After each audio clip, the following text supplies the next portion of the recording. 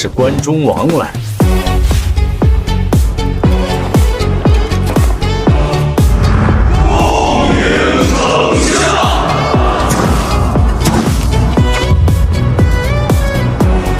陛下，臣来晚了。这里是哪里？我叫江小白，京北汉语远离博士，一朝穿越大金朝，我竟然成为了将门世家遭人陷害买官的世子。造孽啊！江家将门世家，子孙却是个花拳绣腿，现在竟还贿赂朝廷官员，买了个状元回来，这是欺君罔上的大罪啊！不孝子孙，必须家法伺候。爹娘，我来替列祖列上教训这个逆子，买假状元。你这不光是打列祖列宗的脸，还要祸及我整个江家。这是什么情况？我不是在同学聚会上吗？怎么一转眼就到了这儿？我不就是考了个状元吗？我可是当年的文科状元，科科满分，连最难的古文都拿下。老爷，老爷，你要杀就杀我吧。小白他只是想给江家挣脸面，再给他一次机会吧。我给他机会？你可知3日之后，新科进士都要进宫面圣，一旦他的才学暴露，欺君大罪就彻底坐实了。面圣，3日后，才学暴露，欺君大罪。Congratulations, you're moving to the next level. Your next opponent is you.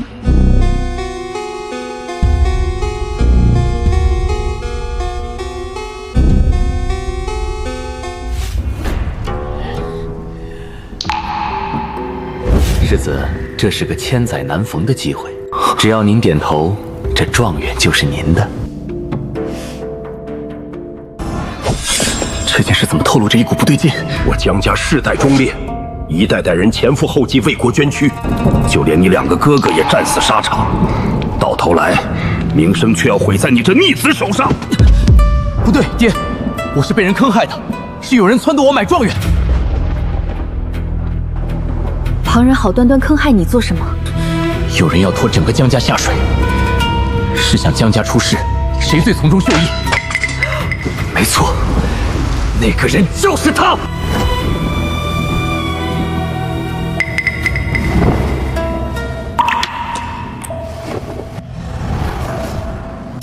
如今看来，你那2个哥哥战死，背后恐怕也有蹊跷。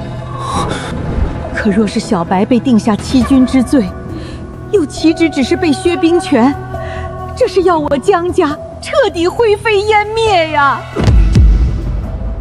江家为国征阵，死了多少儿郎，我也落得一身陈年旧伤。我江家的结局最后就是这样吗？生为江家儿郎，死为北境鬼雄，送死不退，送死不退。这江家究竟牺牲了多少人？老爷，事到如今，我们究竟该怎么办啊？3日之后，小白就要进宫面圣了。爹，娘，我江家还没有到最后。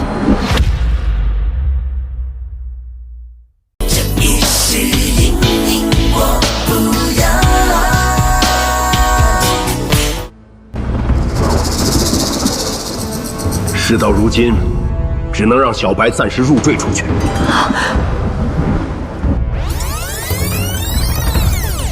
小白，难道你有办法？活下来的第一步就是证明我的才学不虚。我是京北的韩语音博士，想把这假状元变成真状元，易如反掌。这逆子文不成武不就，难道你还指望圣上只抓他时，他能从羽林军的包围中杀出去？爹，这你就看低我了。我手里这一支笔，未必不比刀剑锋利。只要3天上进宫面圣，我能对答如流，他们就拿我没办法。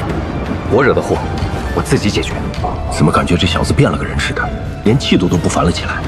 净说大话，就凭你？儿子有志气是好事。算你还有些担当，不过这一趟进宫机会难料，光靠这一步棋不稳妥。爹，你要造反！逆子！我江家满门忠烈，你竟敢说如此大逆不道之话！爹，我只是胡说的。老爷，你别动怒。景城，快说你的办法吧。事到如今，只能让小白暂时入赘出去。看来只能如此了。可小白的纨绔名声在外，又有谁家能答应入赘？今晚丞相府将举办一场诗会，届时将有不少年轻才女去参加。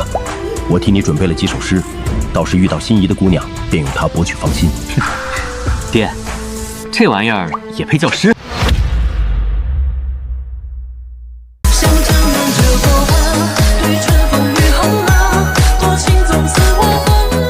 你什么意思？春风吹我读书忙，纸上文章写几行。我泱泱华夏5000年的文明到了这儿，岂不能大杀四方？你一个大字不识的人，又能写出什么诗来？你把你去酒楼的功夫放在读书上，也不至于去买个状元。我写不写得出好诗，去了诗会自见分晓。哼，我倒要看看你能写出什么来。爹，你放心，我做的诗必定比这好上千百倍。今晚诗会，我定一鸣惊人。臭小子，你敢扔老子的东西？你这半吊子哪来的自信？老爷，你别动怒，你看他如今这模样，不是反而有几分江家子弟的脾气和傲骨吗？今晚诗会，护好世子周全。是，我的儿子只有我能训，在外若是谁敢欺辱他，就给我往死里打。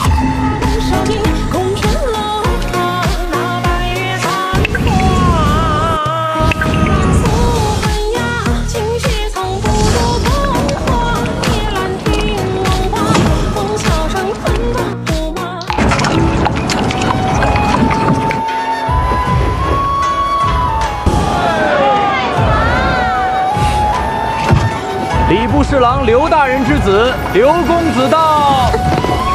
好，世子，这好热闹啊！这不是堂堂的镇北侯世子江小白吗？什么风把你吹来了？世子平日里逛的不都是勾栏酒戏、花街柳巷吗？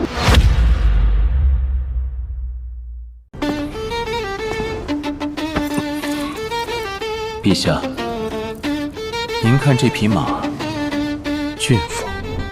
那不是江家那个纨绔世子吗？他怎么会来这里？丞相大人与镇北侯政见不合，一直对江家手握重兵，意见颇增。他难道不知道江家满门忠烈，昔年何等风光？可如今却只剩下这么一个独子，而且还是个废物。照我看，江家用不了多久，怕是就要彻底没落了。看来我这元神还真是臭名昭著，难怪干得出买状元的事情来。现在我来了，就让我来完成你的梦想吧。闻着便是一股酒气，这里是诗会，不欢迎闲杂人等入内，还请你赶紧离开吧，免得玷污了这高雅之地。大胆！我家世子就是来参加诗会的。今晚的诗会乃是李丞相的千金举办。我听说丞相府邀天下才子相聚，从没说过要什么请柬。这里的确是个人就能进，但你偏偏就要请柬。这就是我们的请柬，可以吗？你，我从未见过如此蛮横不讲理之人。本世子也是头一次见有人穿着书生袍，干的却是看门狗的活。正所谓，尾巴摇得震天响，借得威风逞强梁。你这废物，居然敢骂我！哟，听懂了？我不光敢骂你，还敢打你呢。张新年，莽夫，你别过来！你别过来！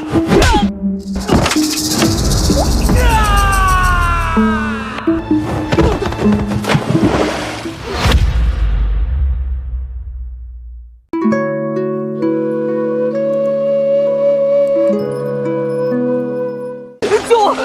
救我！救我！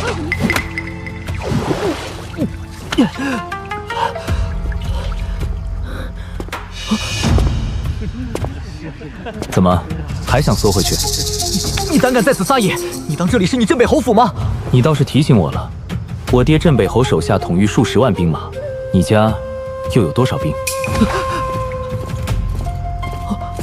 何人在丞相府闹事？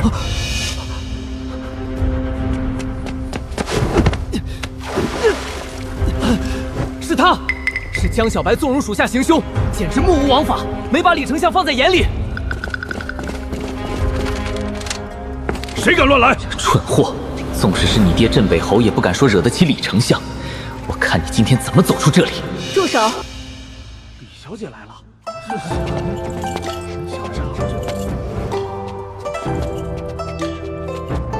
这就是李丞相的爱女，国子监第一才女李之薇。听说她还是连凤硕、连素如的关门弟子。早听闻李之薇容貌出众，哪怕隔着面纱也出倾国倾城之姿啊！今日多少才子都是冲她而来。若能一亲芳泽，怕是死了都值啊！世子，侯爷屡次嘱咐，今晚您无论选谁家入赘都行，但绝不能选李丞相的女儿。为何？只因他爹和我爹素来不和。是。那若是他看上了我，该怎么办？哦，李之威饱读诗书，才华经世，以公子的才学，此事恐怕断不可能。那可未必。李小姐，这江小白仗着公子身份，竟然在丞相府当众行凶，伤了曾兄，您可要为我们主持公道啊！没错，这江小白骄狂放纵，若是有他在，这诗会如何办得下去？请李小姐将他逐出丞相府。江公子，他们说的可属实？我只想问姑娘一句，这二位可否是丞相府的家奴？江小白，你还想辱我？自然不是。既然不是，他们二人阻挠刁难，不让我进门，又屡次侮辱我，我让人出手教他们什么是规矩，有错吗？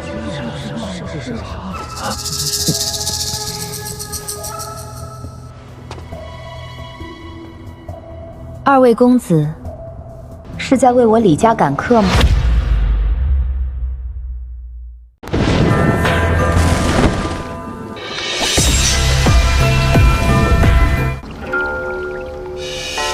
李小姐，这江小白大字不识，举止轻佻，我等替您拦住他，也是为了诗会着想。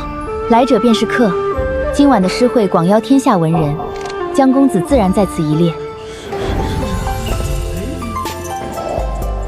方才冒犯了世子，知微代丞相府向您道歉。才华绝世的李之威，居然向这废物世子道歉了，这才是大家闺秀，胸襟广阔，不与这粗鄙之人置气。我看他就是故意哗众取宠，想吸引李小姐的注意。本以为读书之人个个知书达理，现在看来，如他跟爱嚼舌根的市井之徒没有区别。你让世子见笑了，寻常文人自然不比得您。我听说世子刚摘住文状元的桂冠，3日后便要进宫面圣。知微静候你在今晚诗会上一展才学，好让大家都开一开眼界。江小白夺得了文状元，这怎么可能？哼，谁知道他如何徇私舞弊了？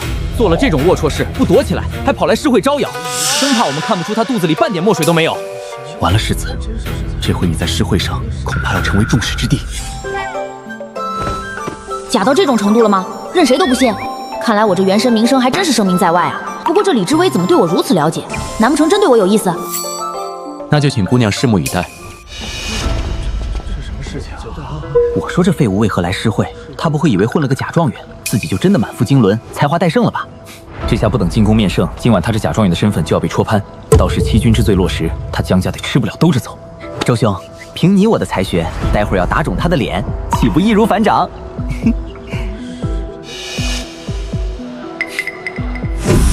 笑话！就凭这大金朝的诗文水平，还想打败我？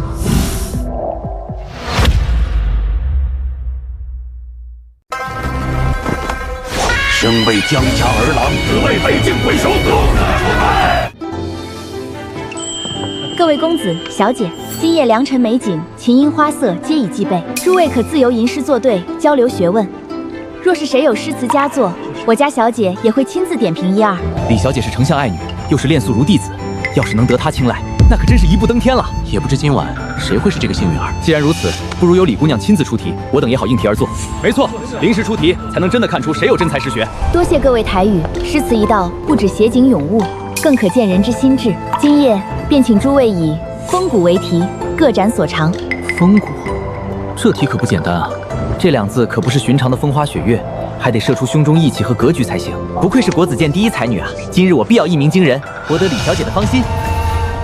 临时出题，我看江小白这蠢菜如何能在李小姐面前比得过我等？世子，这题一出，侯爷给你准备的3首诗就都用不上了，待会儿千万不可逞强啊！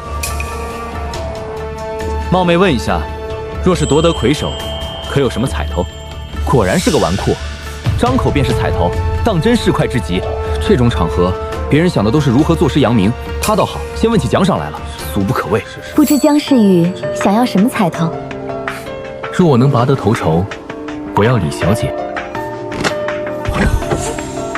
他在说什么？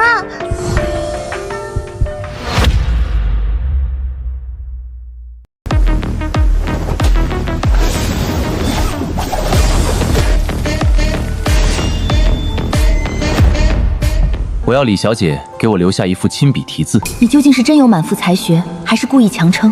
一言为定，就按公子说的办。这江家公子日夜出没勾栏酒肆，文武皆废，半点才学都没有，不知怎么混出个名头来，真以为就能拔得头筹？竟然还出言调戏李小姐，真是胆大包天。人家可是新晋的魁首，有这份自信也合理。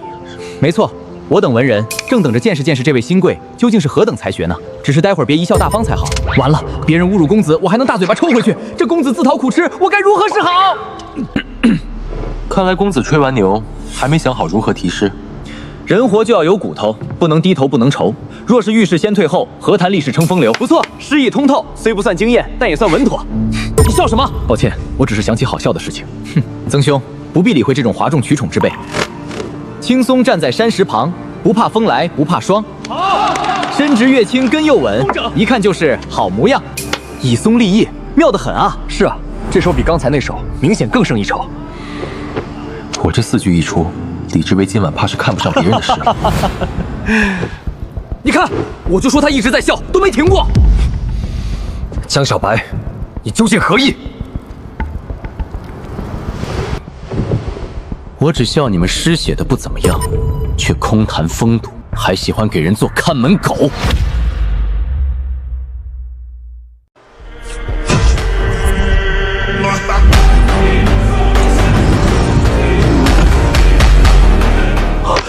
你说什么？你说什么？你自己写不出，却来嘲讽我们，简直荒唐！这江小白一直大放厥词，却没展现出半点才学，他明摆着就是吹牛呢。你还真等他作诗？江世子，如今大家翘首以盼，你可想好如何作答了？李小姐，我看你还是别难为这种装腔作势的庸人了。我若写出来了，你敢不敢当场趴下狗吠3声？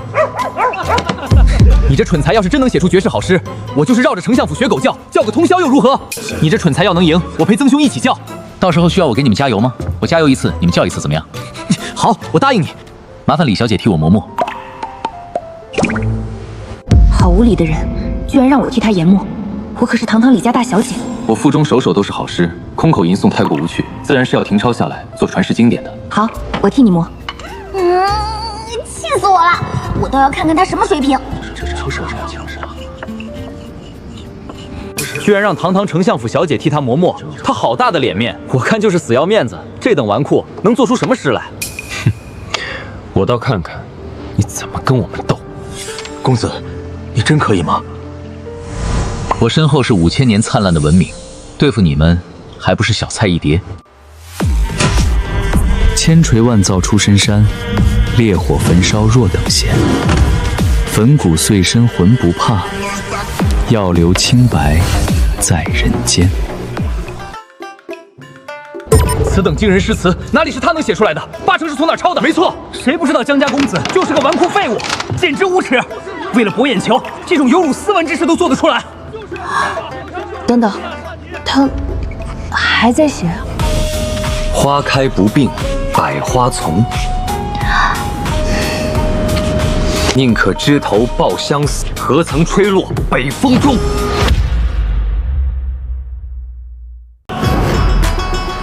诸位，请赴死。题目是刚出的，他一口气写了4首，这怎么提前准备？是啊，放眼天下，又有何人有此水准？什么情况？我家世子不会是被文曲星调包了吧？不可能，这绝对是他提前抄好的。你一个买的状元，你还喘上了？真当我们不知道你当初什么样子？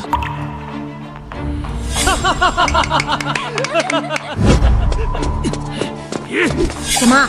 遇到难回答的问题又不说话啦？不行，原身这么多黑历史，我一定要洗干净。总之，这诗绝不是他写的，定是藏了小抄在身上，搜他身。住手！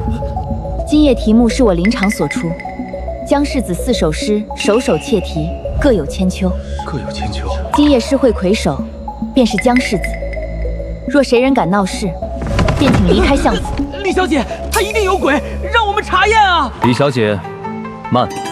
没想到江家世子平时举止放荡，心底却这么善良。不只有诗才，而且还风度翩翩。难道从前真是看错他了？2位愿赌服输，该学狗叫了。还是太高看他了。我家世子的赌约也敢赖？刚才不是叫得挺欢吗？从这儿叫到相府大门口，叫得响了，也就不跟你计较。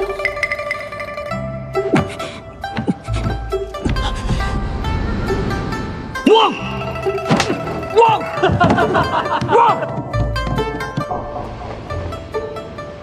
这废物世子看来和传闻中的不太一样，看看来江世时顶着这状元的名头，果真有些真才学。过奖过奖，侥幸侥幸。先前许诺的亲笔题字，请世子随我单独到书房取用。什么？这个江小白果然非池中之物，京城的天怕是要变了。坏了坏了！侯爷千叮咛万嘱咐，不能选李丞相的女儿，这世子怎么还跟人去书房了？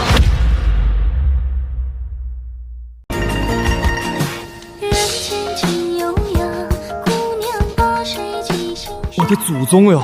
镇北侯和丞相大人明争暗斗了10几年，这要是真让世子和相府千金好上了，侯爷回去非把我皮扒了不去，我是拦还是不拦啊？相府内院，外男不得擅入。我是外男，我是我家世子的跟班，他出事了怎么办？没有小姐吩咐，谁也不能进。完了完了，真完了！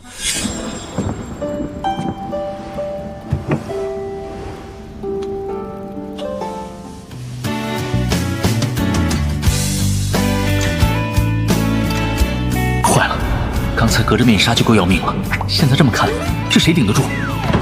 我从前不知道相府千金究竟长什么模样，今日一睹真容。我从前也不知道世子居然有这般才学，既满腹经纶，为何这些年要装成那副样子？江家世代镇守北境，2位兄长战死沙场，满门忠烈却也功高柱主。而这一次我中状元，是有人暗中设计陷害。3日之后我进宫面圣，一旦有查实，江家就要灰飞烟灭。看来世子今晚来诗会是别有目的。江世子想要题什么字？是诗词还是警句？我不要警句，也不要现成的诗，你就写4句，我说你写，怎么样？好。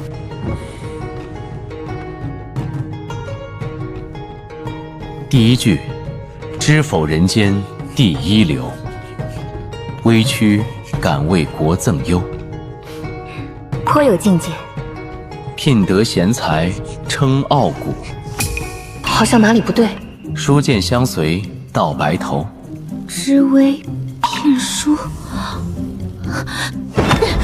江小白，你耍我！你快给我！谁要给你写聘书？你太无理了！君子一言，驷马难追。李小姐亲手写的聘书，我可收好了。好了好了，不逗你了。李小姐，我今日来，就是想入赘相府。李小姐与我成亲，对相府百利无一害。一来，李家等于替朝廷解决了心腹之患，是大功一件；二来，我若真有绝世才学，外界只会说李小姐慧眼识珠，丞相府教化五方，李家名望更上一层。三来，买官案背后水深，真闹大了。难道小姐认为丞相府身为文官之首，能够全身而退吗？你我都早已在局中了。居然把每一环都算得清清楚楚，这人哪里是纨绔世子，分明是只老狐狸。这笔交易对相府来说的确划算，可你堂堂世子入赘相府，会沦为全京城的笑柄。吃软饭又如何？我偏要软饭硬吃。你胡说什么？我的确还有一事相求，我想拜连素如老先生为师，还望李小姐代为引荐。你要见老师？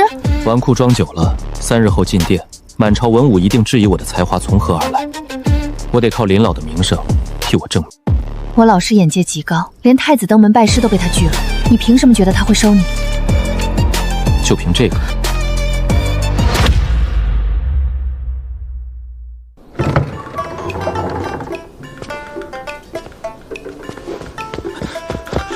世子，您跟李小姐没发生什么吧？你猜？难道你们已经……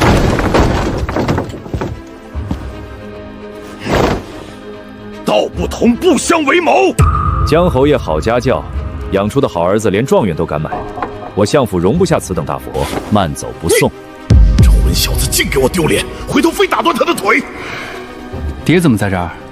大概是不放心世子你，特意来跟丞相打个招呼。你个逆子，还敢笑！老子替你挨了半天挤兑，赶紧挑了姑娘就走，这丞相府咱再也不来了。爹，别激动，婚事谈成了。哪家姑娘？李知微。刀呢？把老子的刀拿来！你选谁家都行，就是不准选李家的女儿。侯爷饶命，是我没拦住世子。爹，你先别打，听我给你算笔账。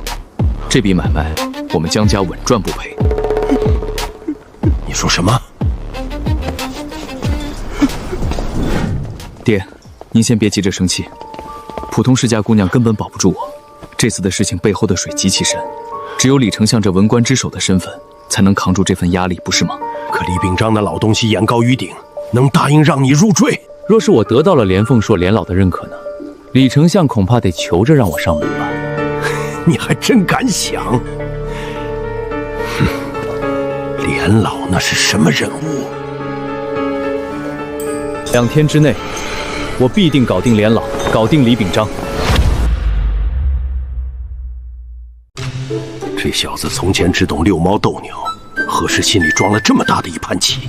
爹，你要是觉得不妥，我现在就去退了，大不了咱们江家硬扛着，反正砍头也不过碗大的疤。哼，胡闹！晚上回府跟你娘说去，我不管你这些破事儿。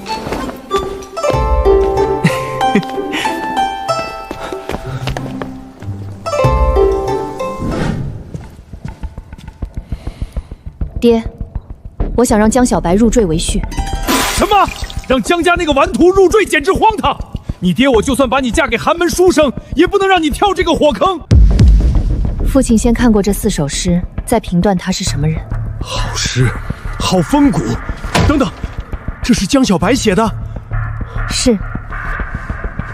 不可能，江景城那个儿子怎么可能写出这种诗？你老实跟爹说，你是不是真看上那小子了？爹，你胡说什么？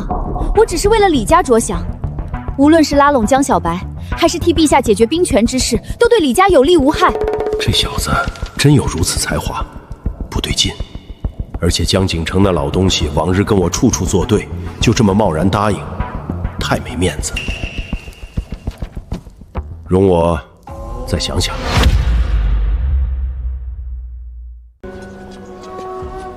不是说李小姐答应向蓝老引荐你吗？人怎么还不来？哼，不来才正常。蓝老是什么人？怎么可能轻易见他？爹娘，你们就等着看吧。这不是丞相府的马车吗？怎么停在镇北侯府门口了？嗨，你还不知道啊？听说昨日李小姐属意江世子，直接把她带去了深闺书房。不能吧？那江小白不是出了名的顽徒废物吗？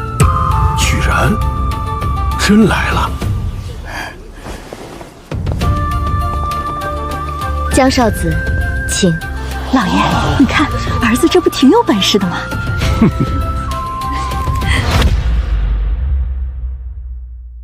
学生自江南远道而来，只求拜见先生一面。我带了文章，哪怕请先生稍稍指点一句也好。今日府中只有贵客入内，其余人等一概不见。诸位请回。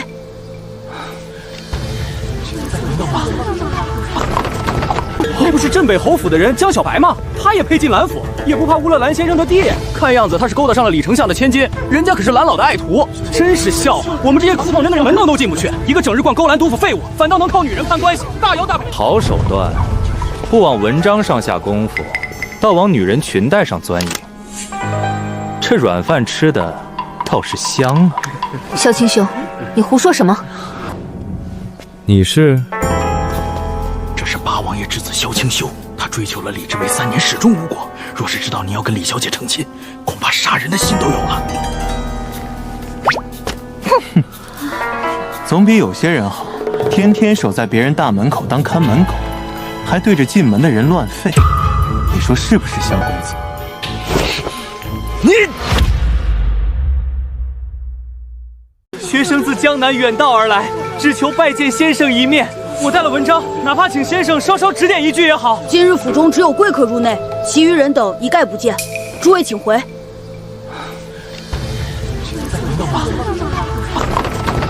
那不是镇北侯府的人江小白吗？他也配进蓝府，也不怕污了蓝先生的地。看样子他是勾搭上了李丞相的千金，人家可是蓝老的爱徒，真是笑话。我们这些苦讨人的人门洞都进不去，一个整日逛勾栏督府废物，反倒能靠女人攀关系，大摇大摆。好手段，不往文章上下功夫，倒往女人裙带上钻营。这软饭吃的倒是香啊！萧青兄，你胡说什么？你是？这是八王爷之子萧清修，他追求了李之为3年，始终无果。若是知道你要跟李小姐成亲，恐怕杀人的心都有了。哼，总比有些人好，天天守在别人大门口当看门狗，还对着进门的人乱吠。你说是不是，萧公子？你，连老，萧某有话要说。这江小白的诗定然是提前抄好的，根本不是真才实学。这种欺世盗名之徒不配进您的门。就是侯爷说的对，肯定是抄的。这位，这究竟怎么回事？老师，我所言字字非虚。江世子虚心求学，今日托我引荐，就是为了拜您为师。李知微，明明是我先来的，你却处处帮着这个纨绔。先生，这等纨绔妄想拜您为师，实在可笑。既然江世子说自己有真才实学，不如让他与我当场比试一番。若他赢了，再谈拜师之事；若他输了，就让他滚出连府，永远不许再踏入此地。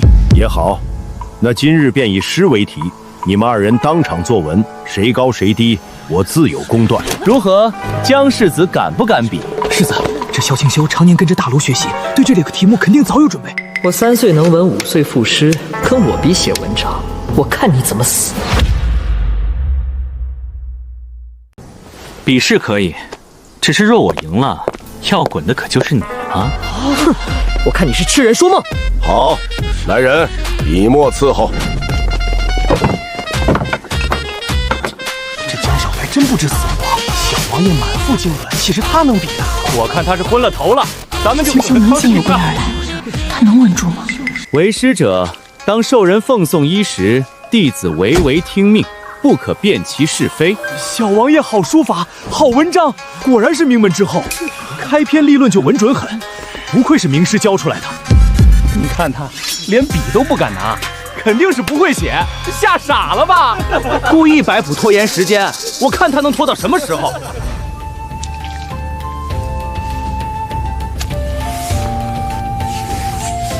古之学者必有师。古之学者必有师，师者，所以传道言义解惑也。人非生而知之者，孰能无惑？师者，所以传道授业解惑也。人非生而知之者，孰能无惑？惑而不从师，其为惑也，终不解矣。这文章是他写的，鞭破入笠，振聋华聩，好文章。是故无贵无贱，无长无少，道之所存，师之所存也。此文透明师道根源，理论精深，不似少年所能言，真乃旷世之见。不可能，这怎么可能是江小白写出来的？原本觉得小王爷的文章不错，可跟江世子的放在一起，简直云泥之别，连拿出来比的资格都没有。难道我们真的都看错江小白了？我家世子真有那么厉害？江小白，我果然没看错你。嗟乎！师道之不传也久矣，育人之无惑也难矣。张世子怎么停了？快接着写啊！文章讲究气韵连贯，下半篇我还需再斟酌打磨一番，写不下去了吧？我就知道你是装的，半篇文章也敢拿出来献丑，沽名钓誉之辈，果然是写不出来了。什么东西，半篇就敢来丢人？先生，学生今日思路暂休，下半篇还请先生明日移驾镇北侯府，学生当面写完，请先生指点。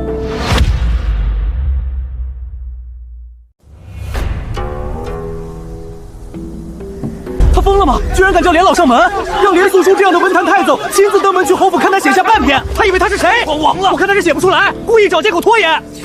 哼，这等狂徒，连老怎么可能答应？江小白，你怕不是失心疯了？连老是什么身份？你让他登门，你真当写了半篇文章就能把连老当你家的门客使唤？连老，他分明就是写不出下半篇，故意找借口推脱。好，那老夫明日就去一趟镇北侯府，看看你这下半篇究竟如何。蓝老居然答应了江小白，这是明摆着要收江小白为赎了。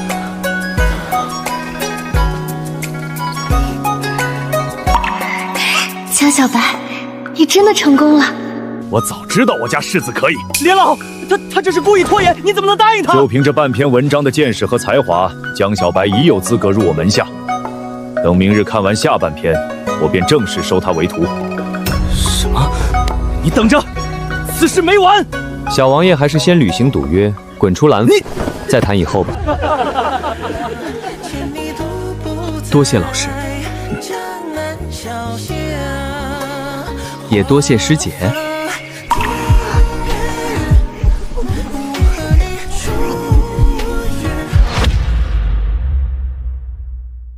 师姐，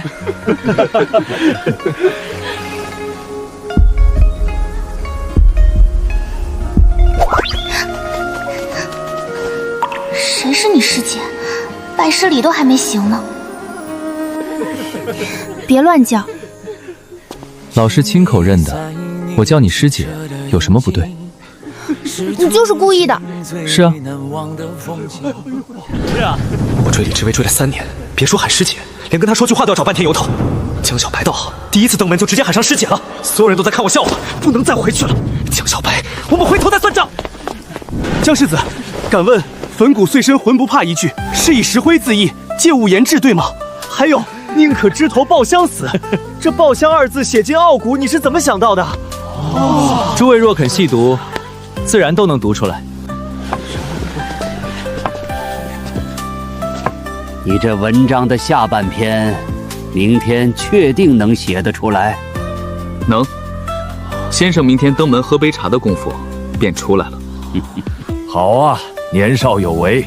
既然要入我门下，就得提前熟悉规矩，回头便让薇儿……那就有劳师姐了。你还叫？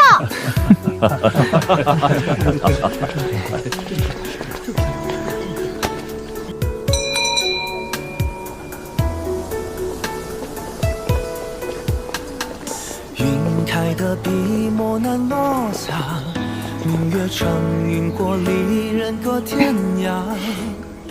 回头你真的入了老师门下，要记住：第一，每月要交1篇文章，不得敷衍；第二，老师若有召唤，不得推诿；第三，若日后行差踏错，做出有损清誉的事，老师会亲自登门，把人逐出师门。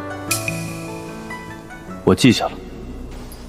今天你这文章只写半篇，是故意引老师去侯府，对吧？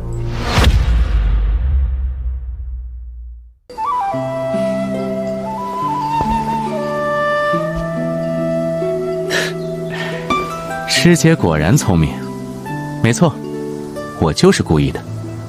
我本以为你是真的思绪枯竭，原来打的是这个主意。老师的名号在士林就是金字招牌，他只要肯亲自登侯府的门，不用多说什么，全京城的人都会知道你江小白的才学是他亲口认的。那些说你买状元抄诗文的流言，明天就会不攻自破。好算计，你这人看着吊儿郎当，每一步都算得死死的。这才只是第一步。光有老师的认证还不够，我还需要第2个人登门。谁？我还需要你，明天请李相来一趟侯府。我爹？入赘相府这件事最后得他点头，若是没有他的认可，我即便与师姐情投意合也无用。谁跟你情投意合？我爹现在对你印象差得很，你觉得他会去？他一定会去。老师去侯府的消息，今天下午就会传遍整个京城。你爹听到消息，一定会好奇是什么文章能让蓝老亲自跑一趟。就算我不请他，他也会自己来。确实是这样。到时候老师认了我当弟子，你爹亲眼见了我的文章，我们的婚事他算不想认，也得认。毕竟，岳父大人早晚都是要见的，早见晚见都一样。谁是你岳父？你再胡说八道，我就……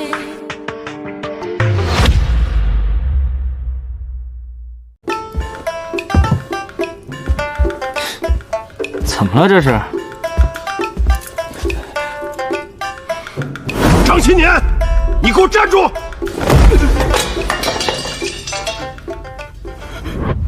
你个逆子！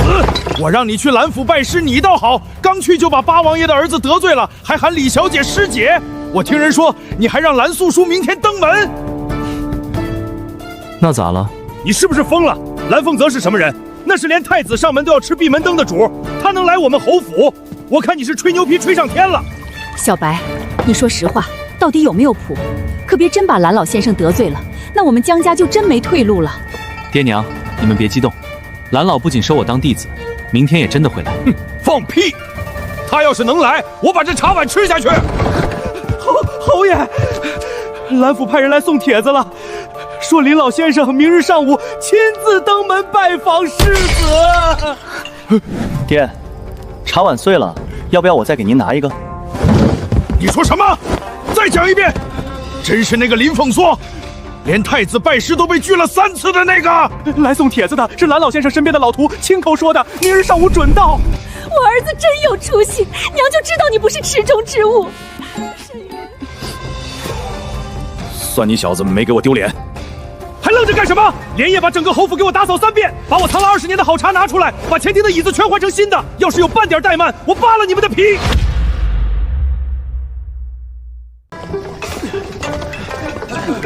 这也叫待客的点心？换！把库房里那套白玉碟子也拿出来。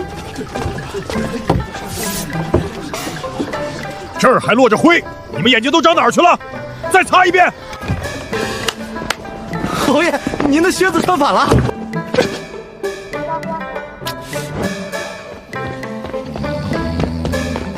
让他睡，写文章费脑子，别打扰他。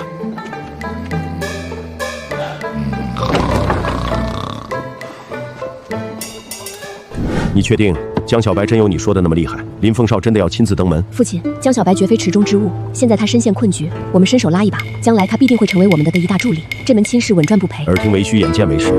如果不能亲眼看到，我无论如何也不相信。世子，丞相大人带着李小姐登门了，马车已经停在门口了。什么？李秉商怎么来了？我没请他呀，他不是天天骂我是粗人吗？今天这唱的哪出？是不是你搞的鬼？哦，我请的。今天顺便把婚事定了。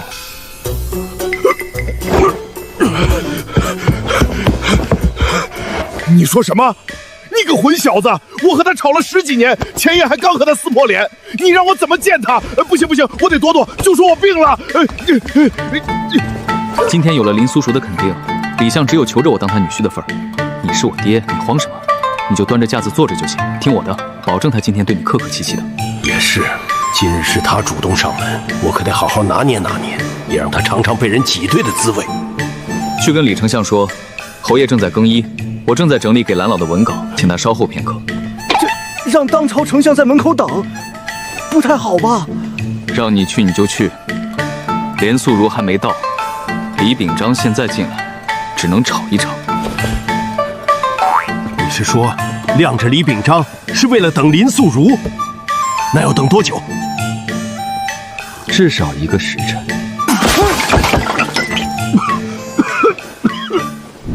李相恕罪，我家侯爷正在更衣，世子也正在整理给蓝老的文稿。世子说，请您与李小姐稍后片刻，待准备妥当，自会迎您入府。你说什么？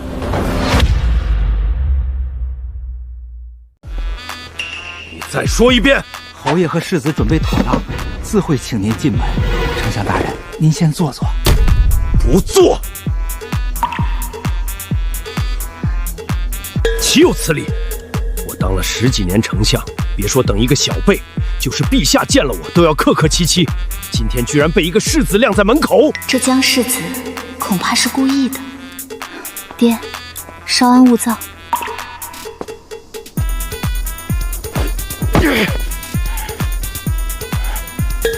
这江小白就是个徒有虚名的狂婿，架子摆得比我还大，等会儿见到了非好好骂他一顿不可。都1个时辰了，你还让他在外面等？这婚事黄了是小事，他回头在朝堂上给你爹穿小鞋怎么办？放心，他不会走，他比谁都想进来看看林凤勋为什么来。那林素书怎么还不来？他莫不是又反悔了？侯爷，等不了了，这会儿已经闯进来了。什么？坏了！不急，那就先会会他。江侯爷好大的架子，居然让本相在你府门口站了足足1个时辰。哼，李丞相不请自来，我还没问你有何贵干，你倒先怪起我来了。我侯府门小，容不下你这尊大佛，现在走也来得及。你怎么？当年在朝上扣我军粮时，站着滔滔不绝几个时辰，今天站一会儿就受不了了。镇北军年年伸手要银子，我户部账本都快被你掏穿了。你还侯爷莫动气，有话好好说啊！爹，你们别吵了。侯爷，蓝老先生到了，门口围了好多百姓看热闹，整条街都堵了。你说什么？蓝凤书真来了？本来以为江小白是吹牛，没想到居然是真的。连老先生，他老人家怎么来了？这2日都在传江世子才华盖世，连老要收他为徒。今看来这是真的呀！江小白，那个什么都不会的纨绔世子啊！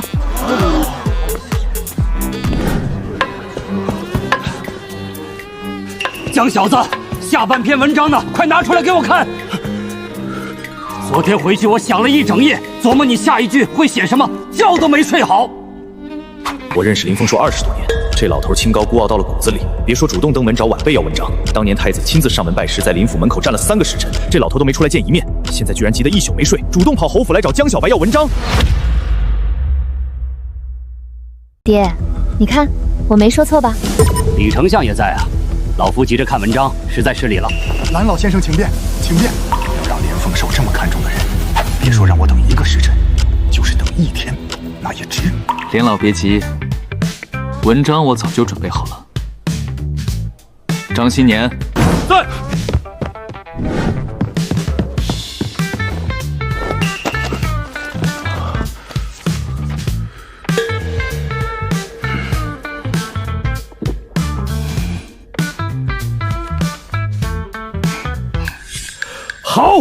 好一个3人行，则必有我师。是故弟子不必不如师，师不必贤于弟子。文道有先后，术业有专攻，如是而已。此文一出，必传千古，足以开一代文风。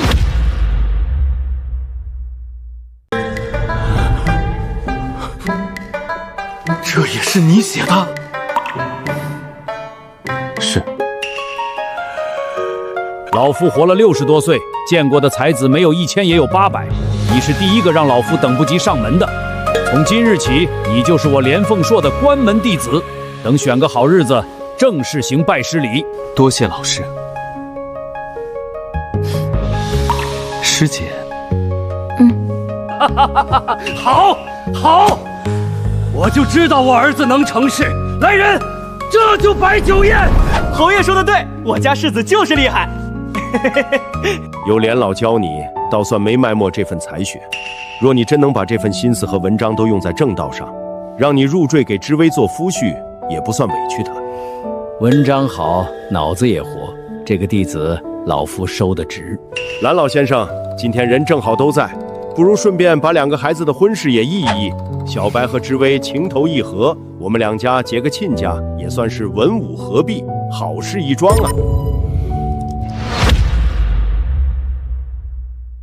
李伯父，要我入赘相府可以，不过我有3个条件。你还跟我讲条件？你说说看。第一，对外必须说是李小姐对我江小白一见倾心，李丞相您再三登门恳请，我才答应入赘的，不能说是我江家高攀。胡闹！怎么跟李伯父说话呢？荒唐！明明是你入赘我李家，哪有这种说法？第二，入门当天必须8抬大轿，10里红妆，风光大办，不能让别人说我江小白是倒插门受委屈的。第三，进了相府之后，我的事儿我自己做主，谁也不能均着我管着我，我想出门就出门，想喝酒就喝酒，相府的人不能对我指手画脚。过分，简直太过分了！江景城，这就是你教出来的好儿子？可以，但我也有3个条件，你答应了，这事才算数。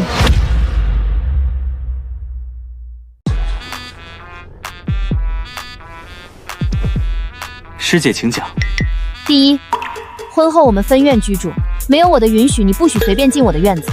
第二，不许在外惹是生非，更不能打着相府的名头招摇撞骗。第三，半年之内必须在金殿之上彻底洗清买状元的污名，还自己一个清白，也还李家一个清白。这3个条件，少一个都不行。分院居住，那不太好吧？万一以后有个什么事，找人不方便。你答不答应？答应答应，都答应你。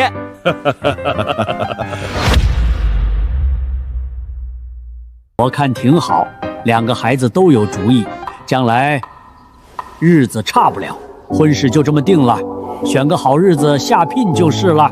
行，就这么办。这小子哪里有个赘婿的样子？那就这么办吧。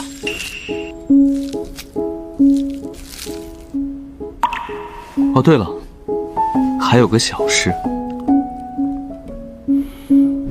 也不是什么大事，就是以后我和知薇要是有了孩子，第一个男孩得姓姜，给我们姜家留个种。江小白，你不要脸，谁要跟你生孩子？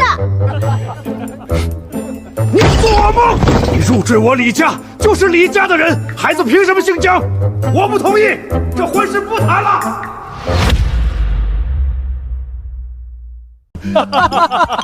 岳父大人，你别急啊，早晚的事儿。第一个姓姜，第2个姓李，不亏。谁是你岳父？你给我滚！你还说？孩子的事儿以后再说，等他们2个生米煮成熟饭，你们2个老家伙说了不算，得2个孩子自己定。还是蓝老说的在理。你听说没？镇北侯府那个纨绔世子江小白，不仅被林凤月收成了关门弟子，还真要入赘相府啊！就是那个买状元的江小白，连连老都收他为徒的，他这状元怎么可能还是假的？之前谁还说他腹中无墨来着？以前骂他是废物的人，这回可都该闭嘴了。李老头，别的不说，今天这事儿算你眼光还行。我那是看在蓝老和知为的面子上，跟你和你家儿子无关。哼，成，你嘴硬你的，酒总得喝。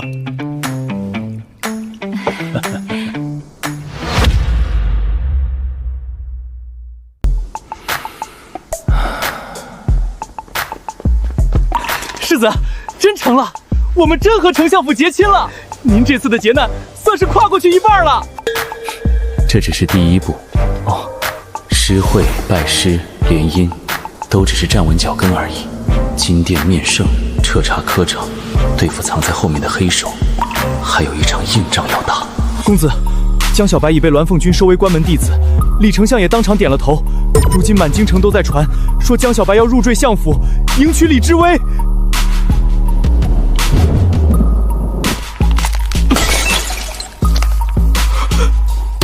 江小白，夺妻之恨，不共戴天。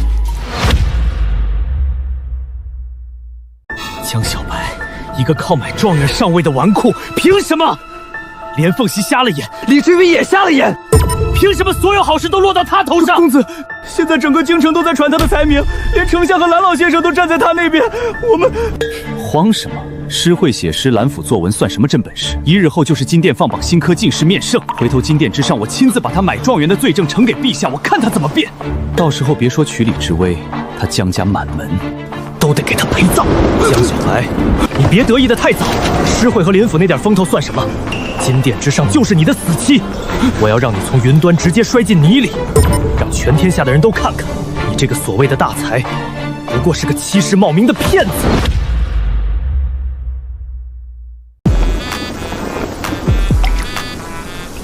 那些盯着我的人，恐怕不会善罢甘休。金殿之上，还有一场硬仗等着我。在想金殿面圣的事。没事，他们想玩，我就陪他们玩到底。假状元，我会让他们知道，什么才叫真正的状元。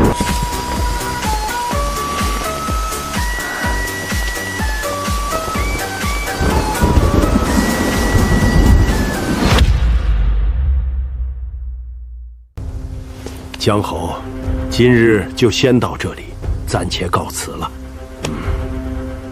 连老慢走，跟我进来。世子，您自个儿保重。放心，今天这顿骂我挨得住。这臭小子，这计划还真一步一步做成了。诗会上压住曾庆池，半篇诗说把林凤香调出来，连李秉章都亲自登门议亲。你之前跟我说的那些，居然一条都没落空。父亲，我既然敢把话说在前头，自然不是瞎撞。那当然，我就说能成。你倒是想得远，不远不行。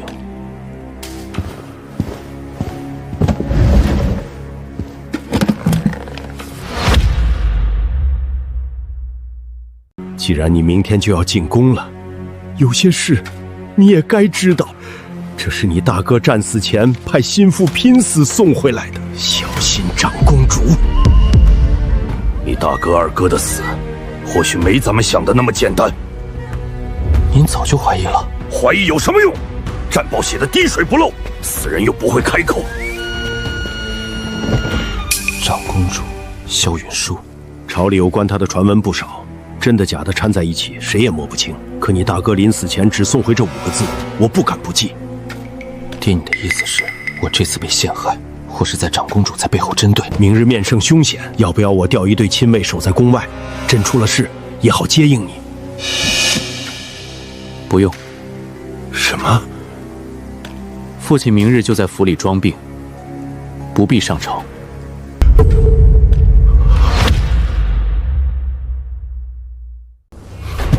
装病？陛下面前岂能装病？再说你孤身入宫，身边连个可靠的人都没有，我怎么放得下心？江家世代镇守北境，手握重兵，本就遭皇室忌惮，您明日才更不能去。你把话说清楚。您若盛装上朝，只会加重陛下猜忌。如今装病示弱，既是主动给皇家递台阶，也是把后路留在宫外。真要是金殿上出了变故，您手握兵权在外，反而比进宫更有威慑力，也更稳妥。你长大了，比为父想的周全。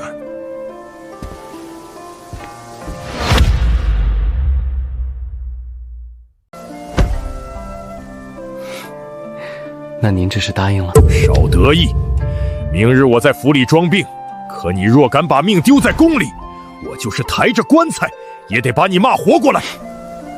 是，孩儿记着。明日进殿，礼部的人会先发难，御史台多半也要跟上。若他们把人证物证一股脑抬上来，主动权就全在他们手里。那怎么办？他们不是想把人证、供词、口供这些东西全搬出来吗？那就让他们先搬，搬得越早，露出来的破绽越多。等他们把该说的话都说完，我再一条一条跟他们算。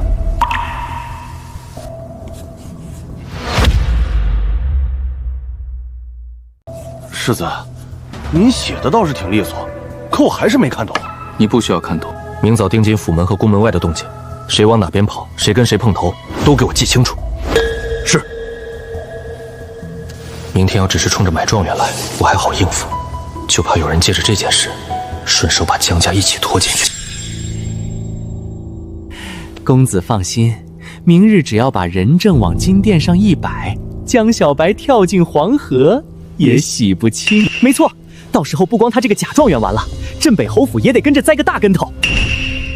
江小白那废物还以为抱上丞相府连家的大腿就安全了，明日金殿之上，我亲自陈证，要让他身败名裂，江家满门陪葬。还是公子高明，等江家倒了，京中还有谁敢跟公子作对？明天，我要他连变的机会都没有。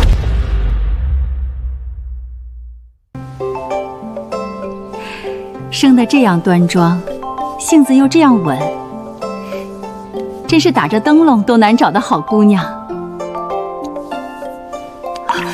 伯母，这太贵重了，我不能收。什么贵重不贵重？这本就是我当年的陪嫁，早就想着留给儿媳妇的。多谢伯母。夫人也太热情了，我再坐一会儿，脸怕是都要烧起来了。娘子还没走，莫是舍不得我？你乱叫什么？我有正事。我想带你去一趟国子监，去见一位往届状元，提前熟悉面圣的规矩和流程，免得圣前失仪。而且昨天你写的那半篇诗说已经在国子监传开了，他们恐怕此刻都在议论你呢。对，这事儿要紧。国子监，我要没记错，长公主在国子监有不少人，正好可以去看看。去，当然去。不过，待会儿得劳烦师姐配合我演一场戏。演戏？对。演什么戏？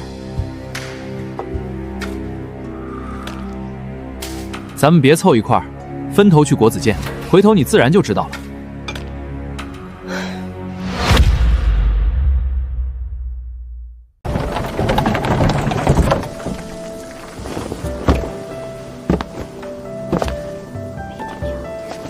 是这位。待会儿进去，你给我装出天下无敌的架势，越嚣张越浮夸越好，能不能做到？世子放心，天下无敌，气场必须压死人。这回说什么也得把场面给世子撑起来。江世子，请。这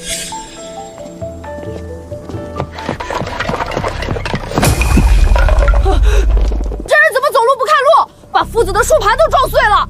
这可是授课要用的宝贝，你赔得起吗？我当是谁？原来是那个纨绔世子到国子监来惹事，他还真把这儿当自己侯府后院了。果然江山易改，本性难移。你撞的我，倒先怪上我了。谁看见是我撞你了？大家只看见书盘碎在你脚边。碰瓷报到我家世子头上，你胆子不小。你们在国子监里还想动刀不成？小子，能接住我3分刀意，有点本事啊！伤心年这演技，不去唱戏真是屈才了，比我还会演。怎么回事？在国子监内吵闹喧哗，成何体统？栾姑娘，莲姑娘，您来的正好。这江小白走路横冲直撞，撞碎了夫子的书盘不说，还纵容侍卫出言羞辱我，态度嚣张得很，根本没把国子监放在眼里。这位公子，在国子监内损毁教具、辱骂仆从，于情于理都该道歉赔偿。世子，明明是他故意碰。他疯了！这是国子监，他还敢这样？一个破盘子而已，值多少银子？让你们夫子亲自去镇北侯府讨要就是。你就是镇北侯府江小白。世子，我刚才演的怎么样？有没有那种天下无敌的架势？进步很大。我早料到这里的人不善，让你演戏，就是为了吓唬他们。真的？就是再收着点火候更好，差一点就把人直接吓傻了。果然，我就知道我这一身绝顶高手的气势藏不住。这篇诗说立意之高，近10年都没人能写到这个份上。是啊，古之学者必有师，这开篇一出，后头整篇都压得人喘不过气来。能写出这种文章的人，定是哪位隐士文达之举，不然绝没有这等格局。今日能亲眼看见这篇文章挂在文榜第1，真是不枉来国子监一趟。世子，您的诗说排第1，就在最上面最显眼的地方。什么你的我的，也不怕风大闪了舌头。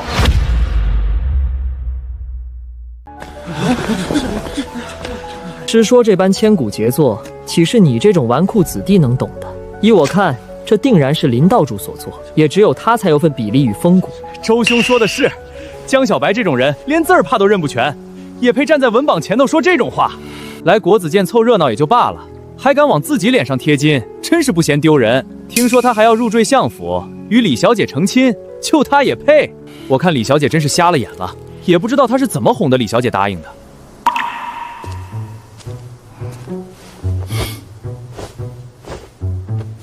世子，您这是又要唱哪出？看着。李姑娘，你怎么又追过来了？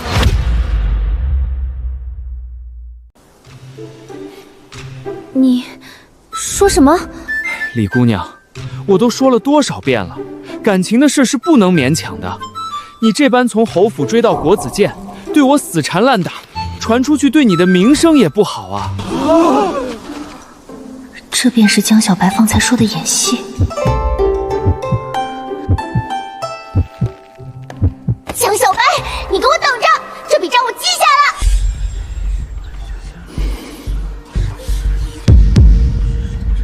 李姑娘追着江小白来的，这怎么可能？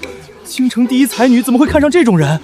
我就说她今日怎么会主动带她进国子监，原来是这么回事。真是好白菜被猪拱了。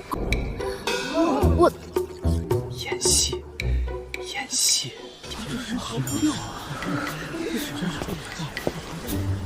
我就是喜欢你，你逃不掉的。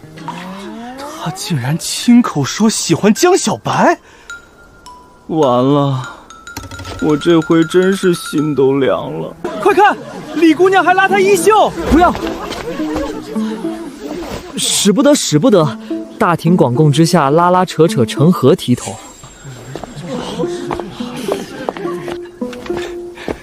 世子，等等我！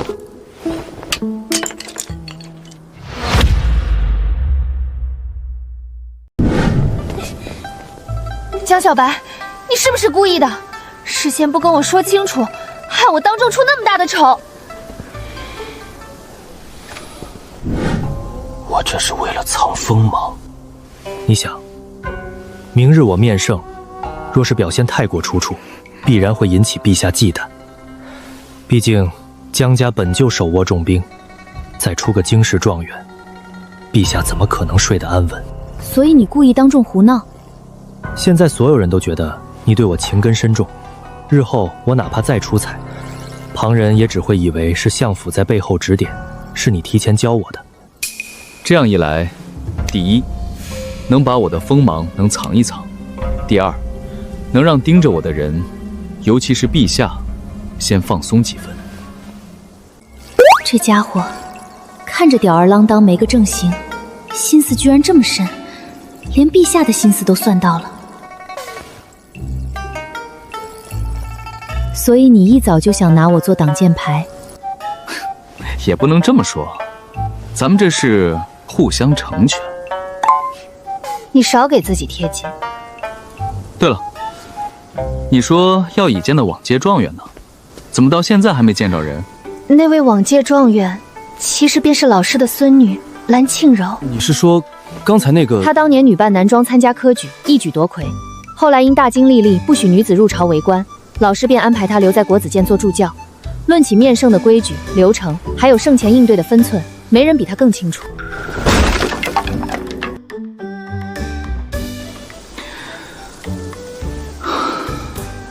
这下可真是冤家路窄了。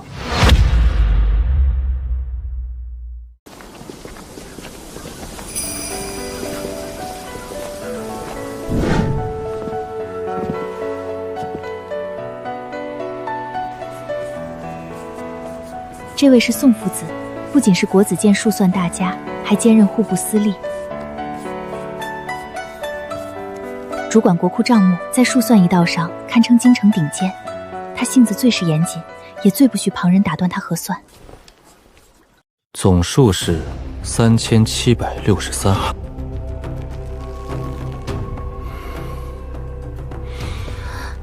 年轻人不知天高地厚，老夫算了半宿的账目，你扫一眼就敢妄下结论？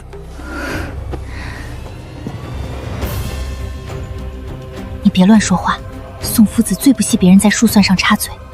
这家伙怎么走到哪儿都语出惊人？快别给我闯祸了！扫一眼就知道总数，吹得也太离谱了。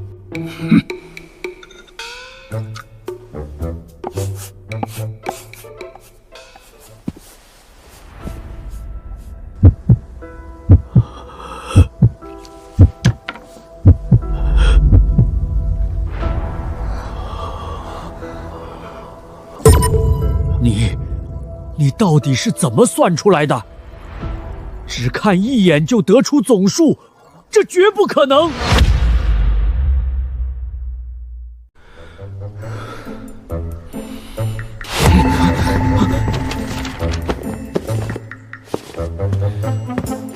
你再算这个，我就不信你还能一眼看出来。这是户部刚送来的国库明细，乔木繁杂，层层套账，老夫自己也要算上大半个时辰。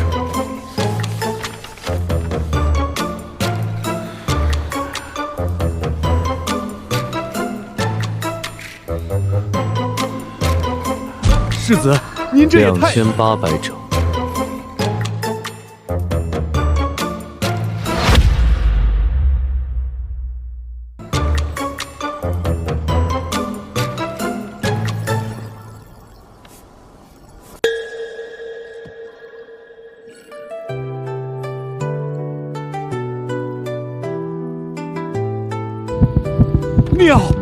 妙啊！天才，真是天才！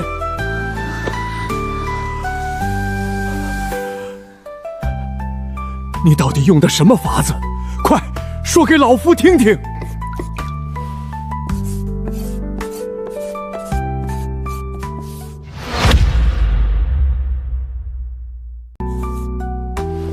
这是我常用的一套计数法，比算苦更省事。个位对个位，10位对10位，够10就进1，不够就直接减，层层往下推，账目再多也不会乱。妙啊！原来还可以这样，原来还能这样算。我还是听不懂，但我觉得很厉害。小友有如此经世之才，可愿入户部任职？老夫亲自向尚书大人举荐你，以你的本事，将来必定位列公卿。多谢夫子抬爱，只是我志不在此，眼下还有更重要的事要处理。夫子大人，时辰到了，该去授课了。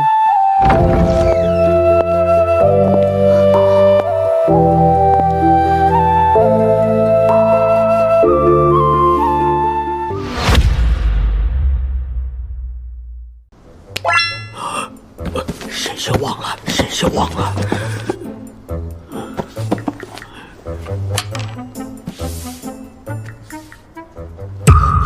夫子，今日授课用的树盘不小心被这位江世子摔碎了，暂时用不了，是弟子看管不力，请夫子责罚。什么？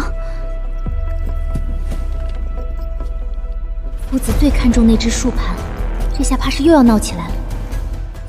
碎了便碎了吧，一个旧盘子而已，无妨。秦柔，为师去授课，你替我好好招待2位客人。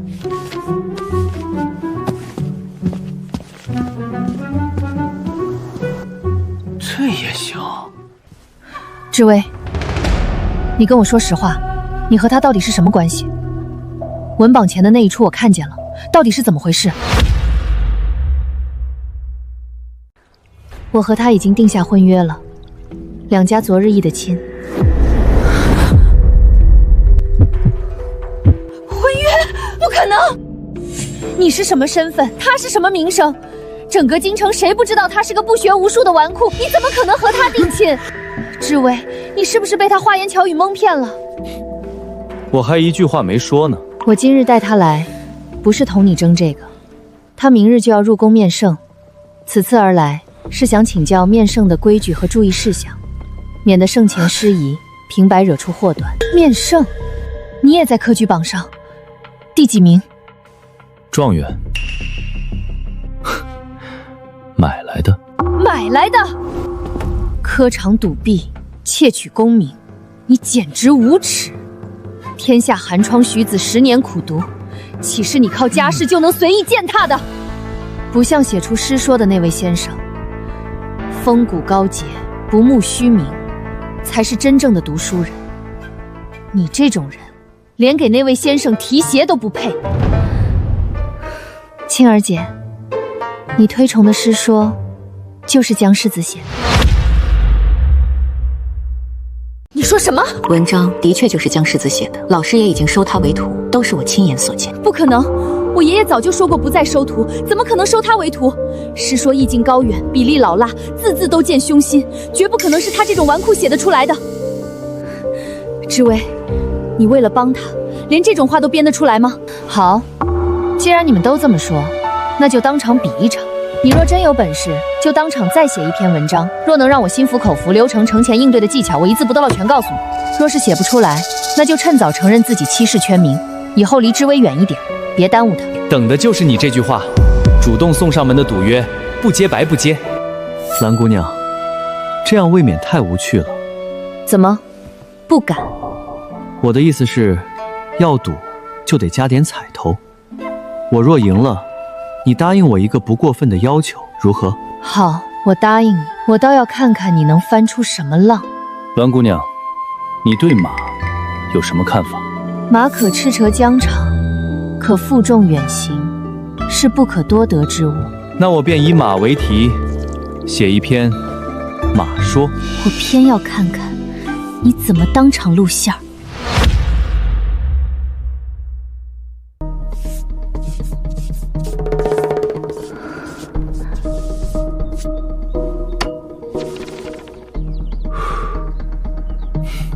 看看，是有伯乐，然后有千里马。千里马常有，而伯乐不常有，故虽有名马，知辱于奴隶人之手，拼死于曹吏之间。是我浅薄了，先前多有冒犯，还将江施逐海涵，愿赌服输。你有什么要求，说吧。凑近点儿。你要干什么？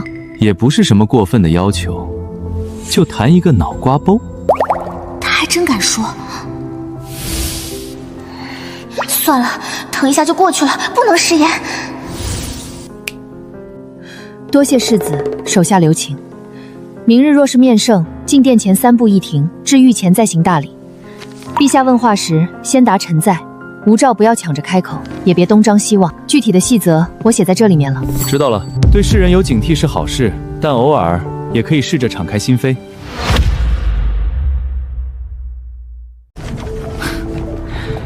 莲姑娘的字倒是和人一样，棱角分明的很。怎么了？圣上常召文武两榜魁业御前护侍，历届武状元身手都不弱，若真有比试，你千万别逞强。那正好，顺便看看热闹。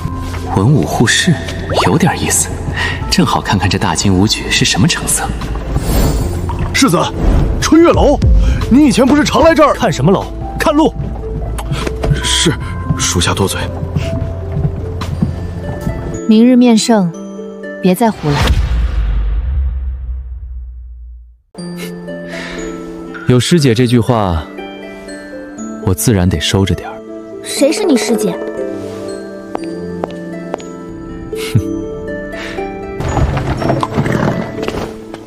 这不是咱们府里的人，是唐奎郡的卫兵。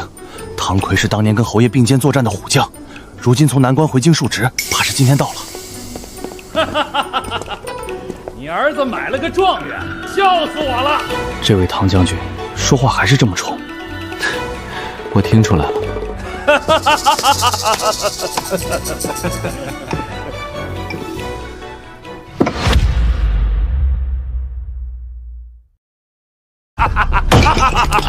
笑够了没有？这是你唐奎叔叔，旁边是他女儿唐凝霜。唐叔叔，唐姐姐。行了，不闹了。你小子明日面圣，准备的如何？准备的差不多了。说来听听。第一条，就是和相府李姑娘联了姻。李秉章的女儿？是。你小子行啊！不对呀，李炳麟和你爹是朝堂死对头，怎么可能答应这门亲事？是入赘过去。除此之外，我还拜了蓝凤收蓝老先生为师。你说真的？这种事儿，我骗您做什么？可能是因为我太过有才华吧。才华，明日面圣，你先过了无语这关再说。我便是本届武状元。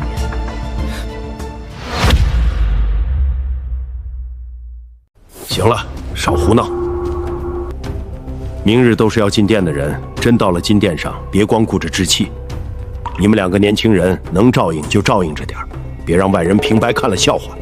堂叔放心，我心里有数。改日再来。明日面圣，真让我在家装病？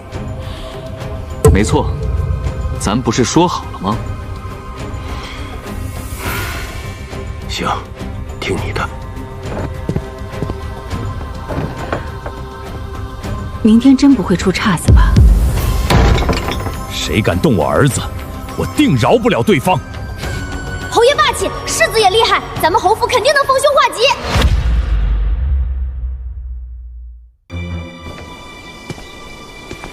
明天金殿上，第一个跳出来的多半是礼部，后头跟着的就是御史。台上的刀子会一把接一把递下来，我只要等他们先动。明日只要陈尚书先把话挑开，礼部那边就会顺着往下讲。仁政的口径，我今晚已经全对过了，这几个人也都打点好了，到时候该哭喊的哭喊，该喊冤的喊冤，绝不会露怯。江小白，你给我等着！公子放心，只要他明天张不了嘴，这局就算成了。等江家一倒，先前站到他这边的人，也一个都跑不掉。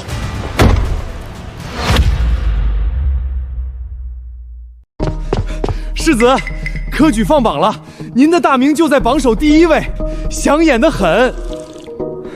知道了。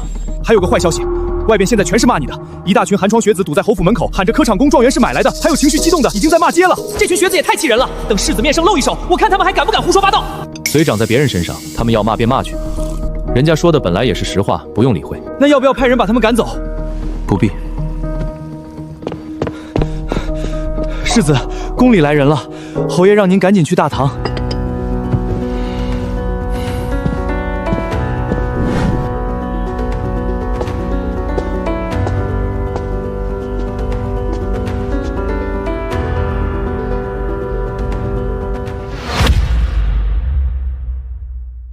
这位便是江世子吧？果然仪表堂堂，真是虎父无犬子。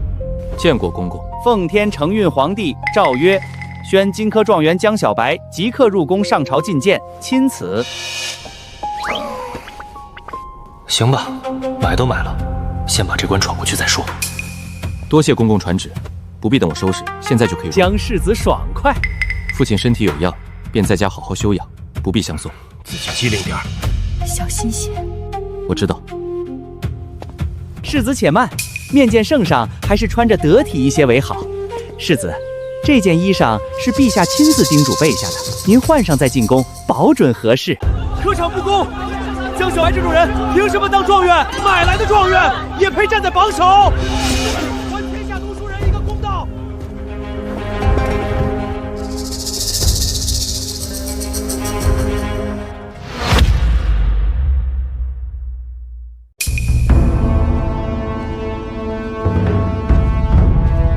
这就是皇宫啊，比电视剧里看着唬人多了。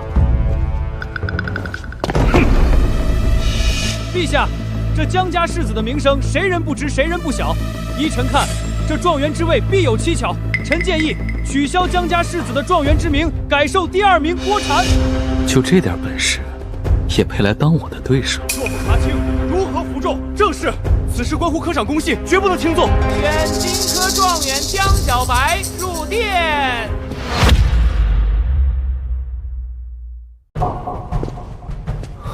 这小王爷看来还对我记恨着。学生江小白参见陛下。不必多礼。陛下，科举乃国之大事，江小白名声不堪，实在难以服众，请陛下彻查此事，拨乱反正。陈大人所言极是。若认此人基于榜首，岂不含天下士子之心？此事若不查清，朝廷威信何在？回陛下，学生觉得诸位大人的质疑很正常。这是顶不住了。要当堂认罪。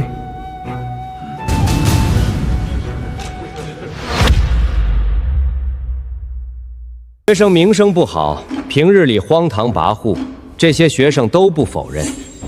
学子不信，诸位大人不信，学生都能理解。只是学生想问一句：若是单靠名声就能定罪，那是不是有人质疑某位大人谋逆，陛下就可以直接抄家？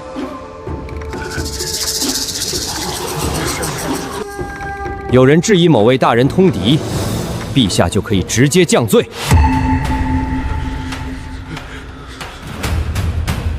这小子胆子是真不小，一句话就把满朝文武都架上去了。还请陛下明鉴。断案凭证据，定夺凭法度，岂能以名声论是非？此言在理，名声的确不代表一切。陈大人，你可还有话要说？臣有证据，把人带上来。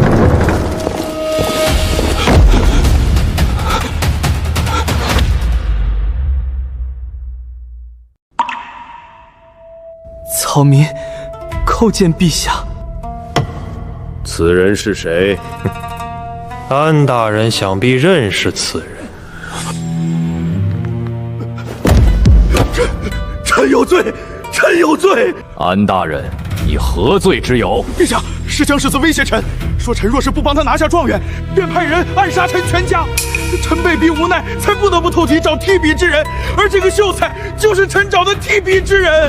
演，接着演，就这点演技，还敢出来混朝堂？我问你，你见过我吗？我未曾。既没见过我，你为何要帮我替考？是安大人找的我。安侍郎说我威胁你，所以你就敢透题找替笔，把人送进考场。你身为礼部侍郎，执掌科举，只因一句威胁就敢败坏科场法度？我没有。替笔能顺利入场，搜检验身巡场誊注封卷，你一个侍郎就有本事把科场上下渗透干净？说，你背后还有谁？江小白，你休要转移视线，人证俱在，还想狡辩？就算安知远有罪，也洗不清你买状元找替笔的事实。陛下，此人巧言面色，混淆视听，请陛下严惩。陈尚书倒是急着定罪，怎么，安上劳背后的人是你不成？你胡说！陛下，替考之事确有其事。居然认了，果然是个没骨头的纨绔。但学生并非为了自己舞弊，而是早便察觉此次科举有问题，苦于手中无凭无据，也不知礼部之中是谁在暗中动手脚，不敢打草惊蛇，因此索性顺势而为，以身入局，为的就是将礼部的害群之语调出来。今日臣幸不辱命，总算为陛下揪出了这两个蛀虫。这么说来，朕还要谢谢你不成？为陛下分忧是臣本分，不敢求赏。臣只请陛下将这两个蛀虫严办，以儆效尤。一派胡言，全是狡辩。陛下若不信臣有真才实学，可当场出题考考。若臣答不上来，甘愿领欺君之罪；若臣答得出来，那便说明臣根本无需找人替考。陛下，考告自然可以，但断然不能只考诗词小道，状元当通经义、明正理、知民生，需考国策经义才行。准，朕不考诗词，也不考经义，就考一道时政题。大京边境连年用兵，军费耗损极重，粮饷占国库支出近30%，消军费则边军不稳，加粮饷则国库吃紧。若让你来理财，如何在不伤边军、不加赋税的前提下缓解国库之困？太好了，这题我准备过，正好压他一头。陛下，臣如今背着舞弊嫌疑，先答了怕是难服众，不如让榜眼、探花二位先答，臣最后再答，也好让满朝诸公看看臣这状元到底买的值不值。学生以为当以节油为先，裁撤各部冗费，严查地方亏空，缩减不急之用，再令各地重报钱粮实数。尚可，中规中矩。学生以为国库空虚根在田亩不实，地方豪强兼并土地引田逆户，朝廷税基亏空。学生请陛下清敛下田亩，重造黄色茶饮税籍。此策锋芒太盛，容易激起民变。榜眼兄求稳，探花兄求狠，都有道理。只可惜，一个太慢，一个太闲。臣以为，国库空虚，未必是天下无财，而是财在民间，利在豪强，银在帐外，粮在路上。朝廷要的不是从百姓碗里夺粮，而是把散在天下的钱变成能流进国库的钱。第一策，不加田赋，改取利润。农人春种秋收，靠天吃事。朝廷若想剑夺百姓口粮，但天下之利不止在田、酒矿、漕运、典当、粮行这些行业，年利胜过10县田亩。朝廷不向穷民加赋，取利归公，既不伤民，又能充国库。第二策，不削军费，改军需采买。北境军费一文不可轻削，边军少一斗粮，城头便少一分胆。但不能削边军的钱，却可以削吃边军钱的人。朝廷拨10万两到北境，粮价、车马、仓储转运、军需官层层盘剥，真正到士卒碗里的没几成。削军费是伤边军，查暗号才是救边军。因此，请设军需优者中标，再设户部验账、兵部验物、边军验用3方验收。如此一来，不削军费，却能省出军费。第三策，不征新粮，开边境互市。边境不该只是国库的吞金口。边境有马有皮有药材有通商之力，只打仗自然年年耗银，可战时守闲时事，边境就能从国库的伤口变成国库的血脉。则3处边城设官市，商人平牌入市，朝廷收市税，边军互市，所得3成归边军，7成入国库。同时严禁私贩军械，走私盐铁，违者斩。第4策，不忙查贪，先清天下账。查贪容易，查账难。杀一个贪官痛快一时，可账法不改，今日杀一个，明天涨10个。臣请改账法，天下州县钱粮皆以新式数词重造黄册，每一笔银两出自何处？新式数码是什么？回陛下，昨日臣去国子监，恰好见宋夫子手中有新的清账之术。宋子，我说的对吧？回陛下，确有此事。这新式数码究竟是何人所创？创作者不愿张扬，臣不敢贸然透露。既然新术能高效清账，便着户部尽快推广开来。臣领旨。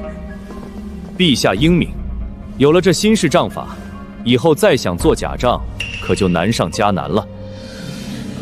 陛下，今日科举舞弊一案，见是科场规矩败坏的明证。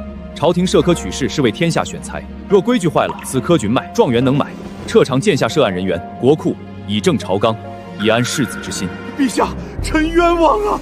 臣也是被逼无奈，臣冤枉。哼，严查科场舞弊案，此事准了。陛下，江少子有勇有谋，以身涉险查出科举舞弊，臣以为这审查礼部之事，不如便交于江少子主办。陛下，此举不妥。江小白新科状元当入翰林，查案之事自该交给督察院。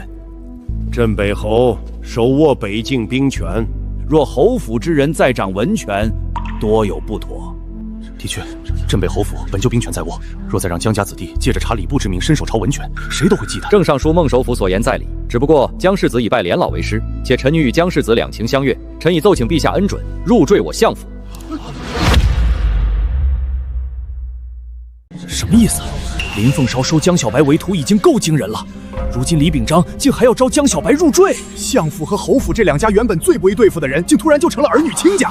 李知微是京城第一才女，是多少世子第一心里可望不可及的人物，怎么最后会落到江小白头上？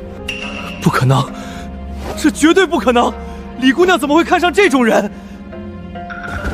陛下，昨日国子监中确有此事。李相千金当众对江小白倾心追随，此事传得沸沸扬扬，想来不假。有趣，真是有趣。李相，你女儿眼光倒是不错。江侯是否知晓此事？毕竟江小白是江景城唯一的独子。回陛下，昨日我们2家便已交定，蓝老亲自主持，江侯并无意见。陛下，此事臣本想私下解决，不敢惊扰圣听。此事我与你父亲已然谈妥，由不得你。既如此，朕便准了这门婚事。江小白入赘，就不再是武官世家，负责查案也是顺理成章。陛下且慢，臣有意见。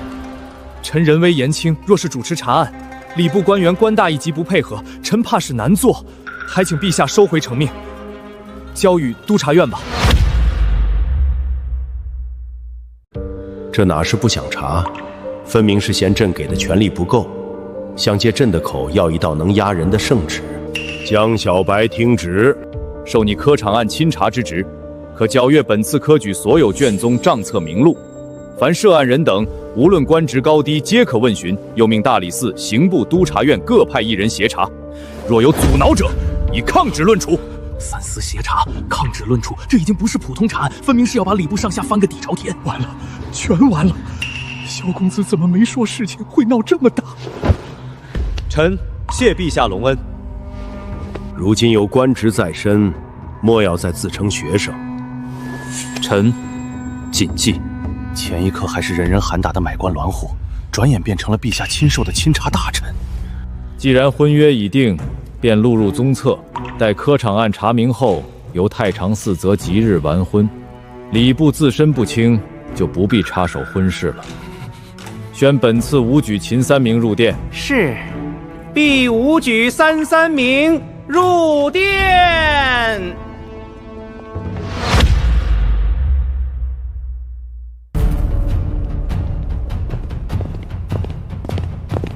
臣女唐凝霜参见陛下。草民秦兆业参见陛下。草民陆晨山参见陛下。平身。你姓唐？回陛下，臣女是唐奎之女。陛下恕罪，臣这女儿私自去参加武举，让陛下见笑了。好，不愧是将门虎女，连女儿都有这般气象。武举魁首是哪一位？侥幸拿下5科状元，马战、步战、弓射皆为第1。果然是将门世家。女子连绮柔那份面圣细则里写得清清楚楚，文武2榜接榜后要行护士之礼。如今武状元偏偏就是唐清霜，这一下想躲都躲不开。完了完了，早知道今早就穿件铠甲了，这下怕是要挨揍了。依大经旧例，文武2榜接榜后要行护士之礼，文考谋略，武士胆气。今日便从状元。是刚刚在朝堂上出尽风头，又定下。我倒想看看这位以文见长的和那位以武见长的碰在一起，还能不能继续那么轻松？请出列。接下来我向公子示几招，公子只需在原地站足半刻，脚步不移，便算过关。江小白再会答策论，也只就是个文人，让他站在原地硬扛武状元的见识半刻，简直就是明摆着让人出丑。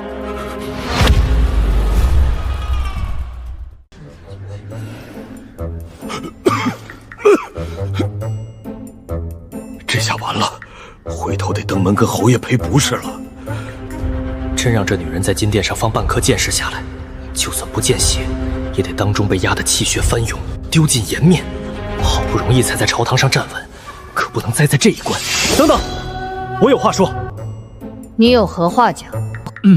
唐姑娘说来说去不过是试胆，我倒有个更好的主意，既是胆气，也是心智，更符合文武护士的本意，就怕唐姑娘不敢。激将法，百试百回。陛下，既然是文武护士，便别1对1了。文举、武举6人同事，一局定胜负。恳请陛下让人备6只铜盘、6枚铜油与纸片，以铜盘为粮仓，纸片为粮草，火油为底火，铜令为军令。6人同时施为，谁最快从火中取出铜令，且不毁粮草，不翻粮仓，便算胜。另外，不准以内力外放。有一条规矩。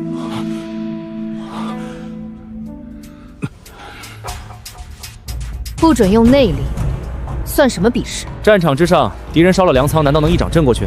火灭了，粮也散了，那不叫救粮，叫帮敌人省事。真正的比试考的不只是勇，还有眼力、心性、临场判断。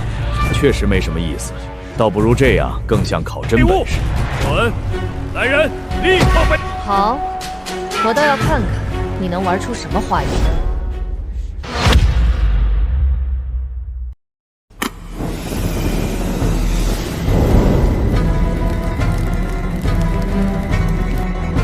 不可用内力，不可打翻铜盘，不可损毁粮草。先取铜令者胜。若粮草毁了，纵然取出铜令，也算输。开始。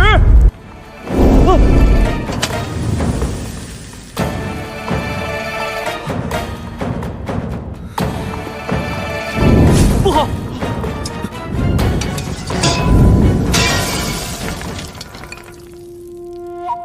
这根本拿不出来，这怎么可能拿得出来？江小白肯定也做不到。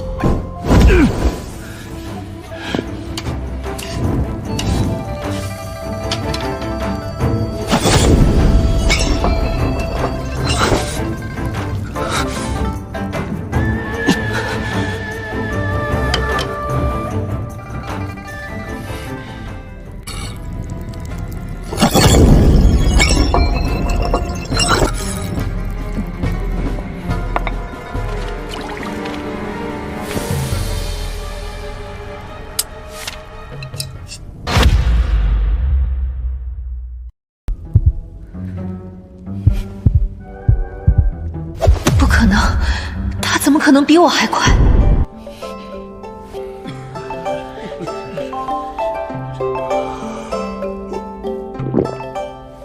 江小白，方才你为何不用茶水直接泼火？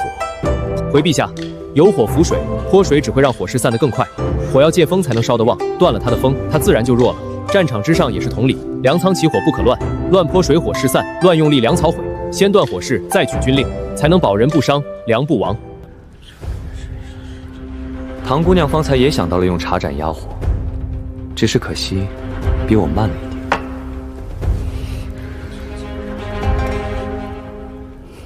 哼，这不过是取巧罢了，算什么真本事？此言差矣。战场上能活下来的取巧，通常叫谋略；硬冲火阵死了叫英勇，带人绕开火阵还保住粮草，那叫将才。难道秦兄觉得战场上只靠蛮力就行？这一局是我输了，江世子的心智，臣女佩服。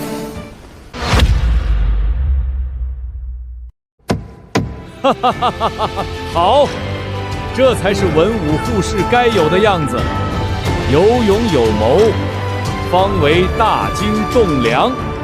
江小白暂领科场案钦查之职，翰林官职待案件查明后再行定夺。臣领旨。礼部只是棋子，背后的大鱼才是我真正要钓的。武举前3，按惯例可入禁军或镇营司历练。臣女不愿入禁军或镇营司，想直接入边军，去边关，去战场杀敌。我这个女儿的性子，认准了的事，8头牛都拉不住。有这份胆气，朕很欣赏。只是边关苦寒，刀兵无眼，此事朕还要再斟酌斟酌。是，臣也请旨，替大京守边，去北境参军。这人现在急着要去北境，有问题。你们3人任职之事，容后再议。今日就先到这里，退朝吧。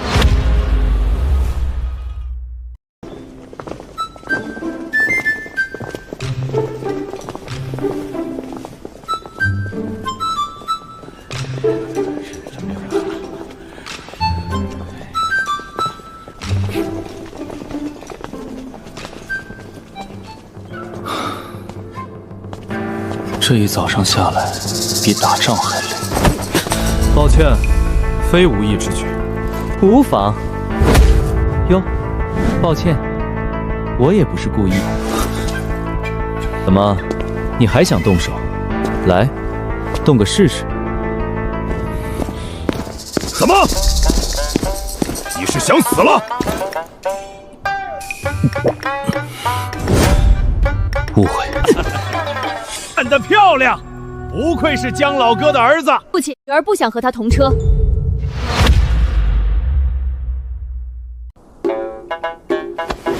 既然唐姐姐不愿意，那咱们就别带她了，快走。江小白，等等，外面可是江家世子。这是长公主的凤年，爹说了要小心长公主。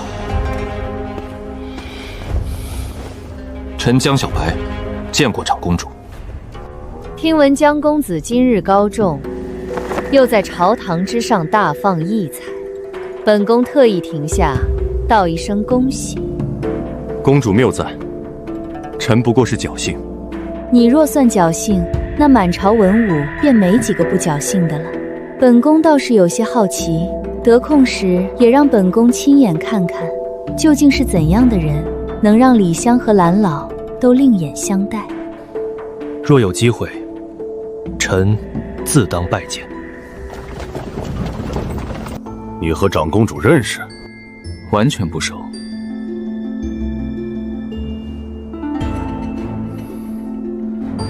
长公主向来不喜与外臣往来，今日主动停辇相邀，实在奇怪。我跟你说，长公主这个人极不简单，京城里能不招惹，最好别招惹。堂叔，当年先帝在位时，是不是出过什么事？这是旧事，也是秘闻。先帝当年极看重长公主，她13岁时就能一语点破朝政难题，先帝甚至动过传位给她的心思。父亲，你说什么？后来先帝病重，确实下过传位的旨意，可最后是长公主自己主动让了位，把皇位给了当今陛下。毕竟大京从未有女子称帝，朝臣和宗室都不会答应，真坐上去，天下必乱。13岁就能让先帝动传位的心思，最后还能把位置让出去，这女人绝不是一般人。将军，相府到了。堂叔，今日多谢相送。查礼部的事，你多问问李相，自己也多留个心眼儿。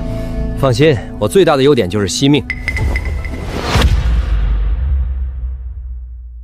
父亲，陛下为何给江小白这么大权力？入赘相府，等于镇北侯兵权归皇室，给点甜头是应该的。再说，这也是李相请的旨。可李知微那样的人，怎么会看上江小白这种轻浮之人？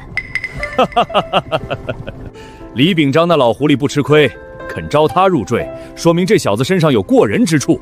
倒是你，年纪也不小了，该找个女婿了。我可绝不找江小白这种的。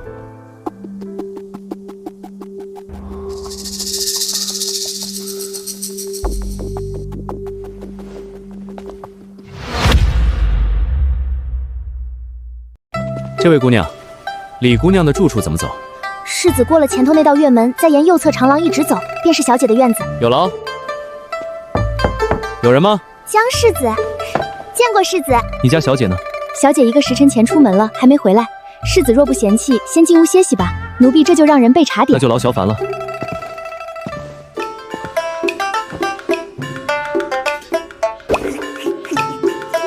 不会吧？这小妞真看上我了，还偷偷画我。威尔，快跟我走，出大事了！你谁啊？江小白。你就是那个买状元的小子，还敢来相府？看我今天不打死你！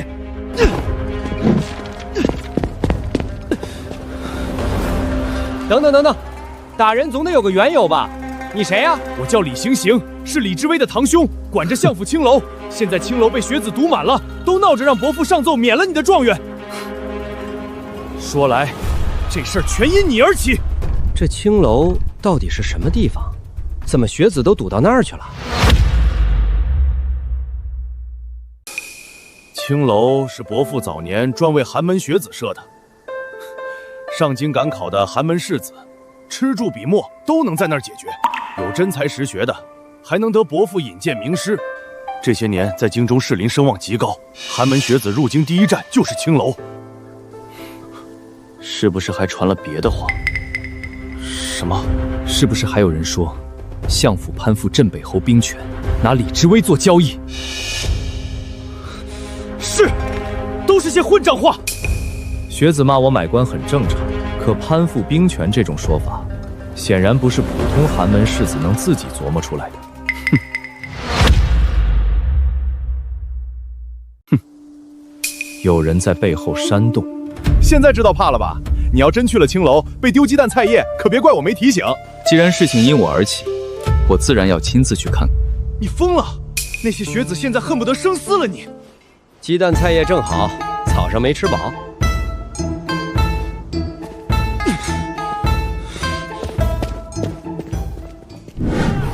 请李相出来！科场不公，买官之徒不配为文魁。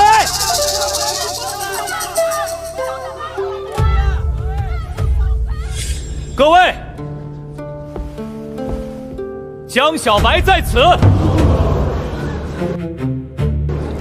好你个江小白，居然还敢出来！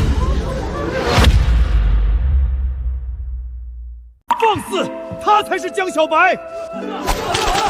先别急，鸡蛋是无辜的，别浪费粮食。诸位聚在这儿，不就是想让李相废了我的状元讨个公道吗？我今天过来，就是为了这事儿。你还有脸来？滚出京城！买官之徒也配站在青楼说话？买状元这事，我认。你疯了！这种事怎么能当众认？认是认，但我今天过来是来让你们彻底闭嘴的。你算什么东西？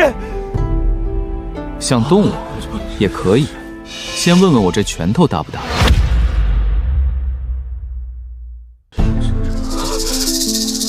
我有个赌约，只要诸位能对上我出的2个对子，我立刻上奏陛下，自请免去状元之名。要是对不上，以后就别在这吵吵嚷嚷。你也太瞧不起人了！你真当满楼学子都是摆设？拿纸笔来。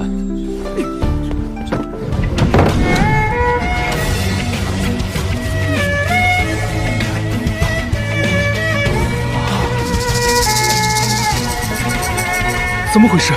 满楼上下竟没有一个人能接出下联吗？江小白这种纨绔子弟能写出什么像样对子？这看来还真是小看他了。这可是千古绝定，放在上下几千年都没几个能工整对上的，就凭你们还嫩了点儿。刚刚那群情激焚的劲儿呢？怎么现在都哑巴了？就这点本事也敢堵着青楼喊冤？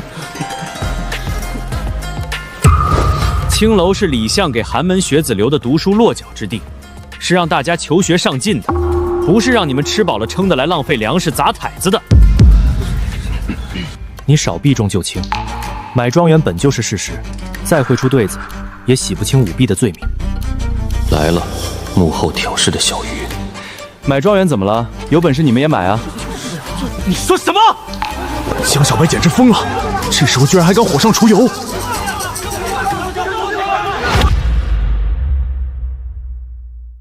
江小白，你简直无耻！叫，继续叫！你们有我这出身吗？有我这家世吗？都没有。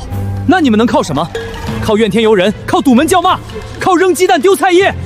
你们能靠的只有努力。有这骂人的功夫，不如好好读书；有这怒气，不如好好往上爬。等哪天你们入朝为官，站得比我高，再亲手把我这种不学无术的人打压下去，那才叫本事。我买个状元就让你们寒心了，可笑！我看你们不是寒心，是给自己不上进找冠冕堂皇的借口。你叫什么名字？去，把这个人给我押了。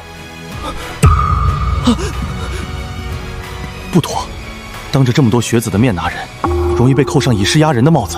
青楼本是读书之地，现在被人煽动成了讨伐场，浪费粮食，污蔑相府，挑唆学子闹事。这种人不抓，留着继续兴风作浪。拿下！江小白作恶多端，还想堵住悠悠众口，天理难容！我乃镇北侯府世子，未来相府姑爷。你们敢在这儿骂我，我就敢砸你们的饭碗。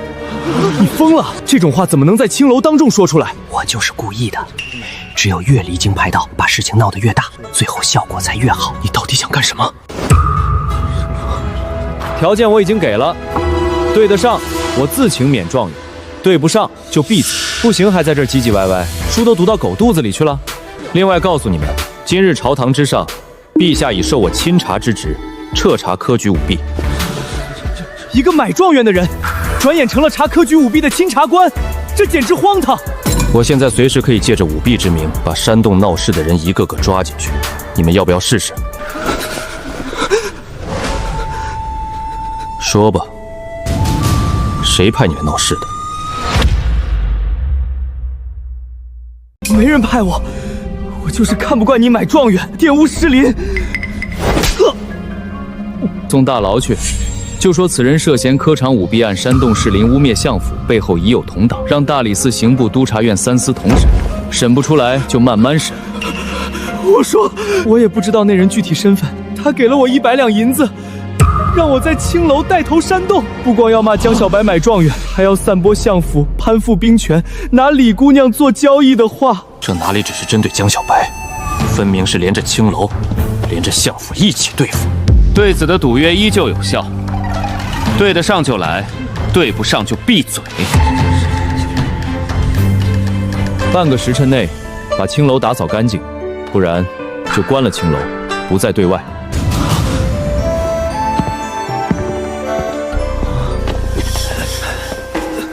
不是说送大牢吗？看着他，想不想立功？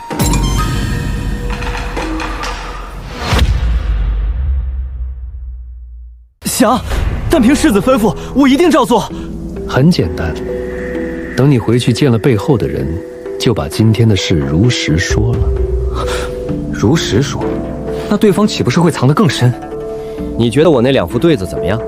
绝妙，我实在对不上，恐怕天下才子也没几个人能对出来。哼，谁说对不上？你就可以。好女子何人可配？明日月治世新城。好差女子何采人可？明采日月，治世新，节告相合，字字对应，居然真对上了。日为阳，月为阴，日月并明，子为夫，女为妇，子女兼好。日月和明，子女成好，阴阳对夫妇，工整的几乎挑不出一点毛病。他原先只当你是在故意拿绝对刁难满楼学子，哪能想到你手里居然一直攥着现成的答案。你回去之后就说这2个下联是你自己侥幸想出来的。你是要拿这2个下联当鱼饵，把背后那人再调出来？哼！再告诉背后之人，明日我还会去青楼。是，妙啊！这计策真够阴，真够巧的。可明天对方真拿着答案过来，当众对出下联，你难道真要自请免状元？明天的事，明天再说。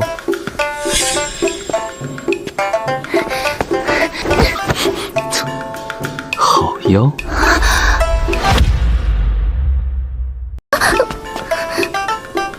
江小白，刚才情况危急，我怕你摔倒，才一时冒犯。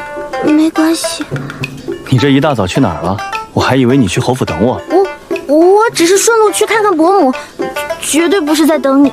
嘴硬心软，还挺可爱。好，不是就不是。青楼那边怎么样了？有没有人为难你？我听说学子围阻青楼，心里一直不安，特意赶回来，结果还是晚了一步。没事儿，倒是我反过来把那群学子针对了一顿，骂了个狗血淋头，还揪出了背后煽动的人，顺手设了个局，等大鱼上钩。你又设局了？小局而已。现在局势复杂，有人故意激怒你，你千万别冲动做出过激的事，不然很容易被人抓住把柄。别人的话可以不听，未来媳妇儿的话必须听。还没到那一步呢。小姐，世子，老爷回来了。听说世子在府上，让世子去书房一趟。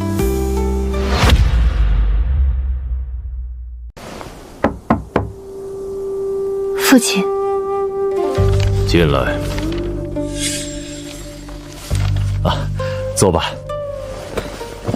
贤婿今日朝堂上的表现，倒真是出乎老夫意料。岳父大人过奖了。退朝后，陛下把我和孟首府叫去了御书房，问的最关键的一句话就是我用了什么法子能让江景城同意你入赘相府。岳父大人肯定是说，若是我爹不同意，便在状元之事上做文章，置我于死地，以此来威胁我爹。贤婿果然聪慧，一猜就中。可陛下并没有全信，还问我为什么知微会看上你这种纨绔子弟。岳父大人定然答的是，并非知微喜欢我，而是您授意如此做的，目的就是替陛下解忧，让镇北兵权同归皇室。没错，从陛下这份多疑看，设局让我买状元的人并非陛下。若是陛下安排的，不会追问这么多细节，只要结果好就够了。陛下只是接住了这盘棋，顺势降坠之势，把我从镇北侯府继承人上摘了出去。和我想的一样。岳父是不是怀疑孟首府？今日朝堂上，陈占秋数次看向孟首府。要说没关系，绝不可能。可奇怪的是，孟首府从头到尾都没替陈占秋说过一句话。孟首府根本不用担心。怎么说？因为在陈占秋眼里，首府的意思就是陛下的意思，他就算死也不敢把首府供出来，不捅出来还有活命的机会，捅出去就是必死无疑。正是这个道理。那你觉得孟首府做这一局是想给陛下一个惊喜，还是背后另有吹手？要么是孟首府想讨好陛下，要么就是孟首府背后还有一只手在推动。陛下如今有几个子嗣？7个，5儿2女。除了大公主不在京城，其余都在京中。你怀是几位皇子在背后动手？不好说。还有件事，今日青楼被围，不是单纯学子冲动，有人故意在背后煽动，还散播相府攀附兵权的谣言。有人煽动？我已经撒了个饵，就等于咬钩。明天青楼自有好戏。什么饵？太冲动了，对子再难也搁不住人多。万一有人对出来，或者背后的人去请教老儒，你这不是搬起石头砸自己的脚？我有把握，不过明日早朝还需要岳父和我父亲配合演一场戏才行。老爷，牟先生来了，不过他没进相府，直接去了青楼。牟远山，牟远山是我恩师之子，这些年一直在外游学，今日难得回京，按理怎么也该先来相府见我，结果却直接去了青楼，这反倒显得古怪，我得去看看。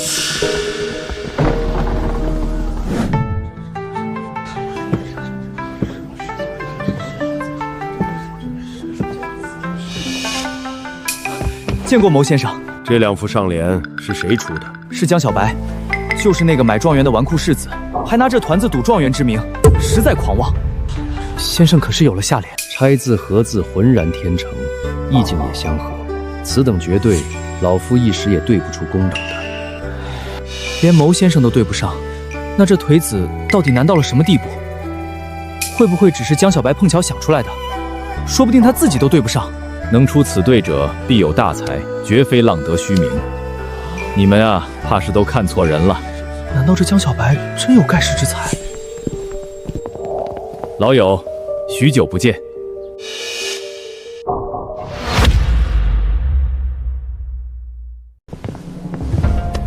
你回京怎么不先去府里，反倒跑这儿来了？刚进城就听说青楼里有2副绝对，忍不住先来瞧瞧。这位便是江世子吧？晚辈江小白见过牟先生。果然少年英才，能出此等绝对，老朽佩服。伯父，牟先生，江公子不光出了颓子，他自己还对出下联了呢。哦，何等下联？好女子何人可配？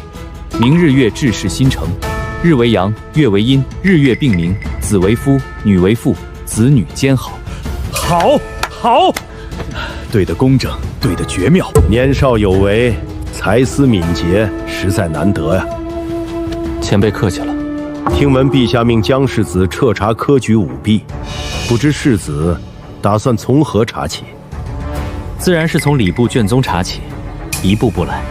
好，不急不躁，事缓则圆。那我静待佳音。这位牟先生刚回京就直奔青楼，还特意问起科场案，未免也太巧了些。他到底是什么来头？总感觉来者不善。这位牟先生不简单，你多留个心眼儿。我知道。不对，怎么感觉有人盯着我？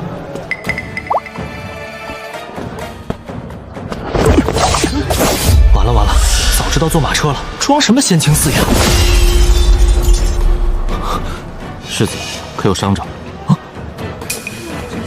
还好，多谢出手相助。不知阁下是？镇营司巡查百户林彻，陪慎大人让我暗中护你，免得科场案还没查，钦察先出了差池。是谁这么急着要我的命？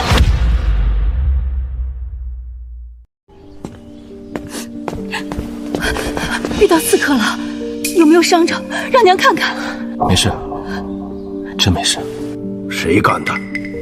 人已经押送了，还没查出来，这是次要之事。眼下最关键的是，明天父亲主动奏请免去我的状元之名，再跟李秉章当众吵一架，越凶越好。丢人！堂堂镇北侯府，犯得着演这种戏？若是不这么做，没法调出幕后算计我江家的人，更没法打消陛下的疑虑。行，听你的。对了，府里有没有能工巧匠？我想做个防身的小物件。小玩意儿能顶什么用？总比空着手强。去，把刘老请来。世子要是想做精巧点的机关匣、绣剑、暗扣之类，老朽都颇为擅长。世子，这是何物？打鸟的小玩意儿叫沙漠之雕，简称石雕。3天内给我做出雏形，越快越好。好。有这东西在手，下次再遇刺客，也不至于只能躲。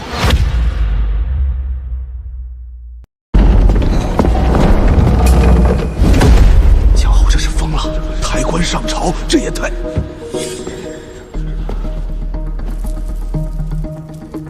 江景城，你这是闹哪一出？臣请陛下免去江小白的状元之名。小儿的状元是买来的，不合朝廷法度。臣虽护子，却也不敢坏了祖宗规矩，寒了天下士子的心。江小白才思敏捷，朝堂献策有功，更以身入局，探出科场舞弊埋幕。状元之名乃陛下亲口钦定，岂能因几句流言轻易废掉？李秉章，你个老匹夫，设局坑我儿子，还拿你女儿做筹码，算计我战北侯府。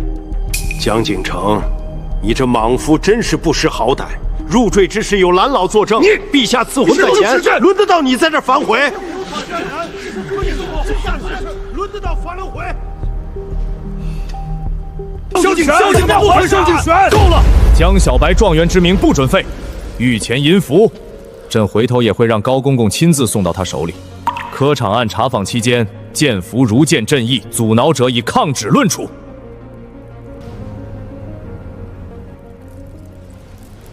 至于唐宁霜暂入镇影司，护卫江小白一事，朕也会让人另行传旨安排。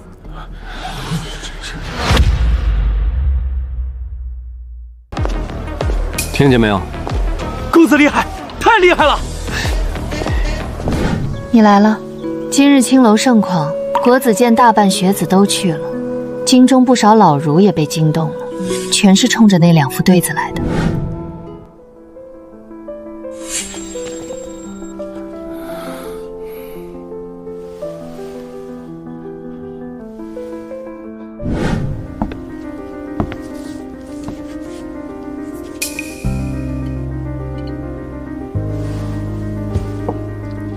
小王爷身边那是太子萧清衡。哟，太子萧清修、长公主都来了，正好省得我一个个找了。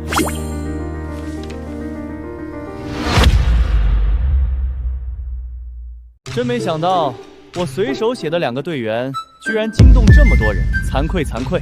江世子少年有为，的确叫人意外。江世子好眼力，不知我这老叟能否请世子上楼一叙？是啊，真要是自己出的对子，为何昨天不干脆把下联也一并亮出来？牛先生这话是什么意思？是谋。哎呀，对不住，牛先生，我这耳力不太好，总听岔音。世子昨日说，谁能对出下联，便自请免去状元之名。这话如今还算数吗？自然算数。听说牛先生已经对出下联了。本宫来做个见证，如何？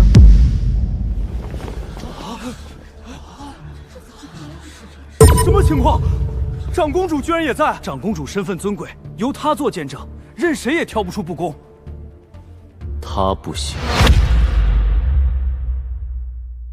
长公主主动出面做见证，江小白居然敢当众说不行，她这胆子大的简直叫人头皮发麻。江小白，长公主金尊玉贵，肯出面做见证是你的荣幸，你竟敢出言拒绝，好大的架子！你眼里还有没有皇室？长公主恕罪，并非臣不给面子，只是今日赌约乃是适龄文士，皇室出面反倒变了味道。确实，今天要真的是皇室拉下来做菜去，味道就变了。长公主不行，那太子殿下总行了吧？太子也来了。太子殿下也不行，连太子都不给面子，江小白是疯了不成？江世子，你确定？确定？江小白，你连太子和长公主的面子都不给，你想干什么？莫不是想造反不成？完了，这顶帽子扣在别人头上也就罢了，可若往手握重兵的镇北侯府头上砸，那就是足以灭门的大罪。江小白这眼神太吓人。你看什么看？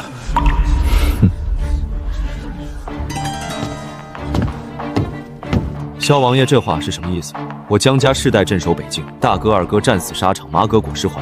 如今镇北侯府只剩我一根独苗，你说我想造反，是说我江家80万镇北军要反？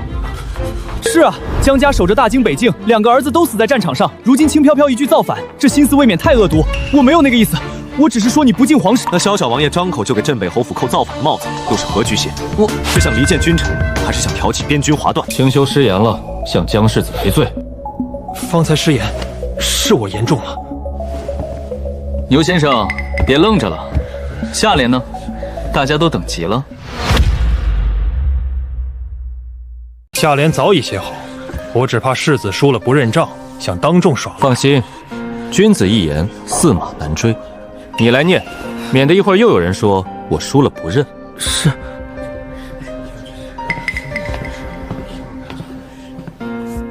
等等，我先猜猜，好女子何人可配？我猜牛先生对的是明日月志士新城，日为阳，月为阴，日月并明。